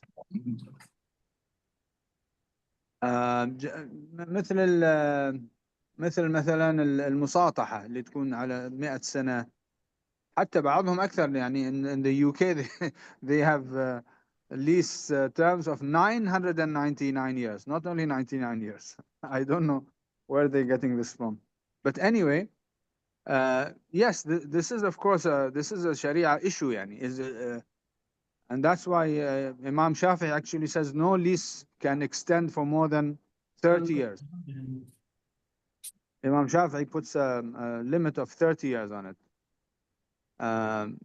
The point is, yes, yani, to enter into a lease where it is not conceivable that the two parties yani, the lease will outlast the two parties to the lease. How can this be a lease?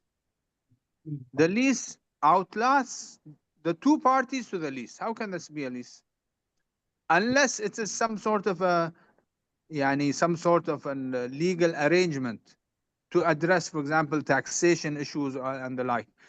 In actuality, it's a sale, but it's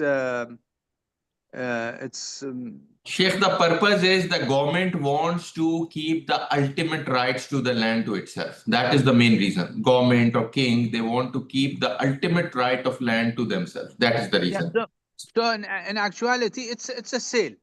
Yeah, but the reason is like if they want to acquire it back, if there is minerals below that land, things like that. So they just want to keep the eventual ownership of whole land to the king or to the government. Yeah, that is the main reason. Otherwise, it's all sale. Yes.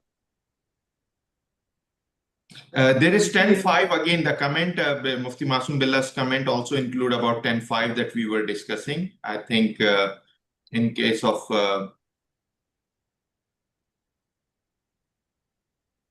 I think it's related to what Sheikh answered before. Yeah, I think it's answered. في كذلك شيخ ملاحظة: ما مدى الوعد الملزم في الإجارة وتنفيذه؟ يعني ذكرته شيخ أنه يكون عبر القضاء، فأعتقد كذلك هذا يعني التعليق تم الإجابة عنه. هو عموما كمبدأ عام، قاعدة عامة، النكول عن الوفاء بالوعد يترتب عليه جبر الضرر الحقيقي الواقع على الموعود بنكول الواعد بسبب نكول الواعد عن تنفيذ وعده. هذا مبدأ عام، قاعدة عامة. نعم. إذا نكل الواعد عن الوفاء بوعده وتسبب عن ذلك ضرر للموعود فعليه أن يجبر ذلك الضرر. هذه قاعدة عامة. لكن لا يكون الإلزام بمعنى يلزم بتنفيذ وعده. إذا قلت يلزم بتنفيذ وعده فهذا من جنس إضافة البيع إلى المستقبل، وهو ممنوع في المذاهب الأربعة. نعم. نعم. Sheikh, the time is over, so let's quickly try to take the comments that we have left over. So just we have two comments from Sister Nigat about. Let's first take Mufti Javed's comment 1063 because that is linked with this comment earlier. In 1063, also the purchase price of tangible asset in the sale contract by which the tangible asset was acquired by the student to be or near the market rate. So why agreed value is not allowed? In the earlier one, sorry, he was talking about cash, but here he's talking about agreed value. So I think Sheikh, answer you provided already that any settlement value can always be done. Am I right? That is your answer, that settlement can always be done by the parties. Probably that is the reason. No, this is saying the purchase price of the tangible asset in the sale contract by which the tangible asset was acquired by an institution. No, this is what? This is This is related to sale and leaseback, I believe. This is related to conditions of sale and leaseback. Just if you, I think, brother, it's related to what's limit for no, if you go above, brother, 10.6 beginning, it is, I think, Sheikh, here I have also a comment 10.62. 10.62, Sheikh, 10.62, I have a comment, and Sheikh Javed's comment is also about the same sale and leaseback point. His point is about agreed value. Sheikh Javed, I think this point 1063 is a very good point. Actually, AAOIFI's governance board included in the governance standard earlier because it should be at or near the market rate, which means that it should not be a very low or very high price, which means that it is created only as a means of financing. So, for example, there is an asset of 100, and I create a transaction of sale and leaseback of 1,000 on that. Okay. So that will be unfair. That will be just a means of creating a conventional transaction based on this one. Sheikh, you were deputy chairman of governance board when we added that to the governance standard. So that is point number one. So I think that is conscious and it is highly appreciated. Second point that I have, Sheikh, here is 1062, the lapse of the period. Sheikh, I recall that this says that this is like, a reasonable period, but it is not defining the period. For me, I say reasonable period, because particularly we should consider that it may lead to INA, and we, as you mentioned, that OIC Islamic Fiqh Academy doesn't allow it. Earlier, Sheikh Taqi, in the public hearing on Sukuk standard in Karachi, you were there as well. This issue was raised in front of Sheikh Taqi as well. And I mentioned at that point that Sharia standard does not define at least 1 year. It still says that it should be it should be a reasonable period. Now, Sheikh, problem is what is happening is that Bahrain Sukuk, Ijarah Sukuk are coming for 6 months. And in Pakistan, they started making it less than 1 year by few days. But if the problem is that in some other markets we can see, so what will happen that future, because it's so judgmental and so subjective, that it will be there. I think the fatwa of Sheikh Taqi and certain others was for, I think, Haul Kamilan based on 4 seasons maybe. But then still there was an argument whether 4 seasons are based on the solar year or the lunar year. So the point is lunar year is maybe 355 days. but the solar year is 365.25 days, which means that if you want a solar year, at least you must have transaction for 366 days at a minimum. This is like, a very complicated and controversial issue, and it leaves too much space open. Bahrain has come to 6 months. I can tell you, future, you will find people coming to maybe 3 months or 2 months or 1 month. Yeah, maybe there should be some sort of a disclaimer in this clause saying that, because this clause is clearly intended to avoid ina. Yeah. So you're saying a reasonable period where the features of the property changes, which will make the change in the price acceptable. So this is understood, Sheikh. Yeah. But so what would be the application of this in physical? People will say, okay, they are doing sukuk on land or sukuk on a road, and they are doing it for 6 months or 364 days. Sheikh, this is very subjective, and I can tell you that this is one of the biggest weaknesses in the standards that we feel that people are misusing. At least some clear guidance from Sharia board is expected in this area, sir. Yeah, I think the religious disclaimer, if it could be added to this clause, would be good. Yani to explain that we are saying a reasonable period in order to avoid ina. And then, of course, it's left to the Sharia board of the institution to make a final decision regarding the length of that period. Yani.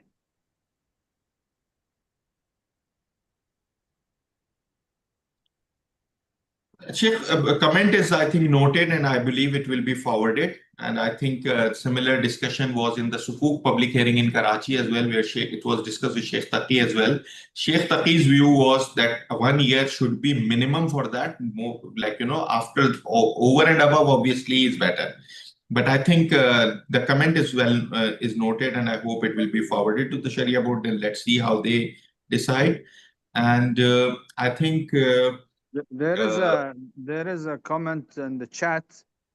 Also, it has to do with sale and leaseback, and the brother Masoom, who's making the comment. Yeah, he's adopting the opinion of the Islamic Fiqh Academy. The Islamic Fiqh Academy considers this so therefore it will lead to riba. The Sharia board, of course, when it allowed this, of course, it allowed it by majority decision, was based on the understanding of the scholars who adopted the view that this is permissible in Sharkat al-Milk. And when we are talking about real estate tangible assets, according to the Sharia board, this is Sharkat al-Milk. And since it's Sharkat al-Milk, there is no issue of riba here. I think, Sheikh, we don't want to open that issue. We just want to say that reasonable period need to be defined better. That's it. No, I'm just addressing the concern of the brother Mufti Masoom, who's saying there's the risk of entering into riba. Yes, the scholars who say that this is impermissible because this is actually ina. Ina is a type of riba, of course, yes. But the other scholars who say this is Sharkat al-Milk, then in Sharkat al-Milk, if any of the partners guarantees the other partner, there is no issue of riba in Sharkat al-Milk. But whether this is Sharkat al-Milk or not, that's a different issue. Yes, there is a difference of opinion. Yeah, noted, sir. Noted. Sheikh, now we have to take few points because we are already above time, so we need to quickly close. Sister Nigat has 2 points related. 10.12, she's saying that a promise to give, will it be binding or not? And then she has suggested that in the standard, wherever it is binding, it should be mentioned. I think standard hibab, if it is conditional on the payment of rental, then it becomes binding, and other conditions are referred to in more detail in the promise and bilateral promises standard of AOIFI. So those details have been referred by this standard already, but this is still a good suggestion that wherever the promise is binding, it is better if it is clarified in the standard. So for a common reader, it will be much better. Brother Javed Ahmed has mentioned about issuance date mentioned as 2002. I think Brother Shakir, please take a note of it. It needs to be corrected. Sister Nigat has again mentioned a comment on 1062 to mention clearly to avoid INA. That is exactly, Sheikh, what you mentioned. So I think this issue is taken. Sister Anila Shehzadi has mentioned a comment. I'm not, but it is only para number 1062. No comment is appearing, so apologies that we cannot take it. Brother Megat Hassan has another point. Is there an estimate time frame for finalizing and launching of the finalized standard by AAOIFI, for example, by Q1 of 2026? This is our top priority standard now. As soon as we complete the public hearings, our target internally at the secretariat level is to issue it this year. That is a secretariat's internal target. We hope that we will be able to do it. I think that the comments and everything will be taken to Sharia board shortly. And let's hope for, let's hope that we are able to finalize it this year or maximum by early next year. But this is our topmost priority standard, inshallah. So with that, sir, I think all comments that are received till now are done. And Sheikh, I think I would personally like to thank you, and then I hand it over to Brother Dr. Abdurrahman to close the session, inshallah. Sheikh Assam can close the session with dua and Sheikh Assam, if you can close, sir, with your closing remarks, please. Well, all I have to say is I profusely thank all the participants and their intense interaction and engagement. That was a very lively engagement. I can't thank them enough for continuing and for the full period for 4 hours. It is actually through such commitment. It's obvious that all the panelists, all the members who are attending were very well committed to this. This is a joint project by all of us. All the attendees are important stakeholders, and we will all benefit from their continuing to attending and joining such hearings and sessions in the future. And of course, all their comments will be seriously taken into consideration and addressed by the Sharia board, inshallah. جزاكم الله خيرا بارك الله فيكم. سبحانك اللهم وبحمدك أشهد أن لا إله إلا أنت نستغفرك ونتوب إليك وصلى الله وسلم على عبده ورسوله محمد. السلام عليكم ورحمة الله وبركاته. وعليكم السلام ورحمة الله وبركاته. السلام. جزاك الله خير شيخ, and جزاك الله خير Brother Umar. Sister Negat has sent another suggestion. So just I request the team to add the 2 comments by Sister Negat just to be added to the points that we note for the board as public hearing comments. Okay.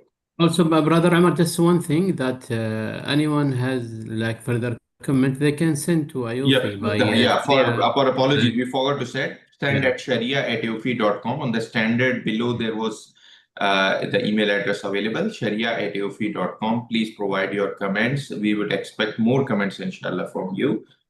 Thank you very much. Assalamu alaikum. Wa alaikum assalam wa rahmatullah.